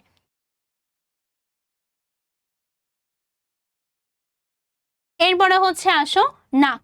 নাকের মধ্যে কি আছে? নাক হচ্ছে কোনো কিছুর গন্ধ আমরা বুঝি। নাকের দুইটা পথ আছে, দুইটা অংশ আছে।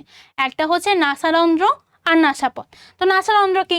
নাকের যে ছিদ্র দিয়ে বাতাস দেহের ভিতরে ঢুকে তাকে বলা হয় নাসারন্ধ্র।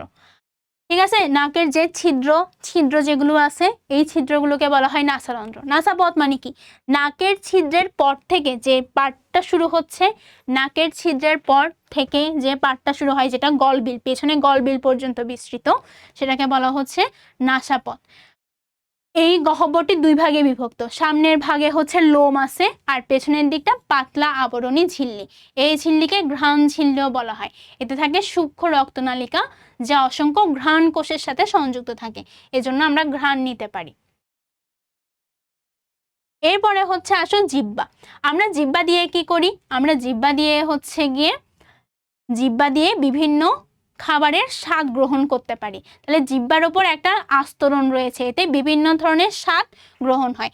যেমন দেখো, আমরা যখন কোনো মিষ্টি খাই তখন মিষ্টির স্বাদটা আমরা মিষ্টির স্বাদটা বোঝার জন্য আমাদের জিহ্বার অগ্রভাগে যে স্বাদকোরক থাকে সেই স্বাদকোরকের মাধ্যমে মিষ্টির স্বাদটা অনুভব করতে পারি। এরপর জিহ্বার দুই পাশে আমরা লবণের স্বাদকোরকটা অনুভব করতে পারি।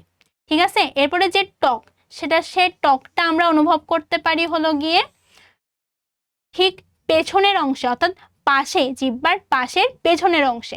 আর জিহ্বার একদম সবার পিছনের অংশে যে স্বাদকোরকটা থাকে সেই স্বাদকোরক দিয়ে আমরা তিতা খাবারের স্বাদ অনুভব করতে পারি। এরপরে দেখো, খাদ্য পরিপাকের জন্য জিহ্বা হলো গুরুত্বপূর্ণ অঙ্গ, তাই জিহ্বার যত্ন নিতে হবে, জিহ্বা পরিষ্কার করতে হবে। যেমন শিশুদের জিহ্বা হচ্ছে নিয়মিত পরিষ্কার করা উচিত, না হলে জিহ্বায় যদি ছত্রাকের সংক্রমণ হয় তখন শিশুরা আর খাবার খেতে চায় না। অনেক রোগের কারণে জিহ্বার ওপর সাদা বা হলদে পর্দা পড়ে, আর জ্বর হলে সেটা সাধারণত হয়। এই জন্য যখন আমাদের জ্বর হয় তখন আমাদের খাবারের রুচি চলে যায়। তো এই কারণে জিহ্বা অবশ্যই পরিষ্কার করা উচিত। এরপরে হচ্ছে দেখো ত্বক যেমন আমাদের দেহে যখন হচ্ছে কি আমাদের চামড়ার উপরে বা ত্বকের উপরে যখন কোনো পিঁপড়া কামড়ায় তখন হচ্ছে আমরা কি করি, আমাদের হচ্ছে ব্যথা লাগে। তো এই হিসেবে ত্বকও কিন্তু একটা সংবেদী অঙ্গ। তো ত্বকের কিন্তু দুইটা স্তর রয়েছে, একটা হচ্ছে উপরের স্তর, যেটা হচ্ছে আমরা দেখতেছি, একটা হচ্ছে উপরের স্তর। আর এই উপরের স্তরের নিচের যে অংশ সেটাকে বলা হয় অন্তচম্র বা অন্তত্বক। এরপরে অন্তত্বক হচ্ছে ত্বকের উপচর্ম, হচ্ছে ত্বকের বাইরের আবরণ। হাতের তালু ও পায়ের তালুর চামড়া বা ত্বক খুব পুরু, আর ঠোঁটের চামড়া বা ত্বক পাতলা হয়। এই উপচর্ম থেকে কি উৎপন্ন হচ্ছে, লোম, চুল এবং নখের উৎপন্ন হয়। উপচর্মে কি রয়েছে, লোমকূপও রয়েছে। আর অন্তঃচর্ম বা অন্তত্বকে কি থাকে, এখানে থাকে রক্তনালী, স্নায়ু আর কোষ। লোমের মূল, ঘর্মগ্রন্থি, তেল গ্রন্থি, শ্বেদগ্রন্থি ইত্যাদি। লোমহীন স্থানে অর্থাৎ করতল ও পদতলে শ্বেদগ্রন্থির সংখ্যা কি থাকে, বেশি থাকে। দেহের ভিতরের কোমল অংশকে বাইরের আঘাত, ঠান্ডা, গরম, রোদ ইত্যাদি থেকে রক্ষা করে। ঠিক আছে, দেহে রোগ জীবাণু ঢুকতে বাধা দেয়। ঘাম বের করে দিয়ে শরীর ঠান্ডা ও সুস্থ রাখে। দেহের ক্ষতিকর পদার্থ বের করে দেয়। সূর্যরশ্মি থেকে দেহকে রক্ষা করে। এগুলো হচ্ছে সবগুলো হলো ত্বকের কাজ।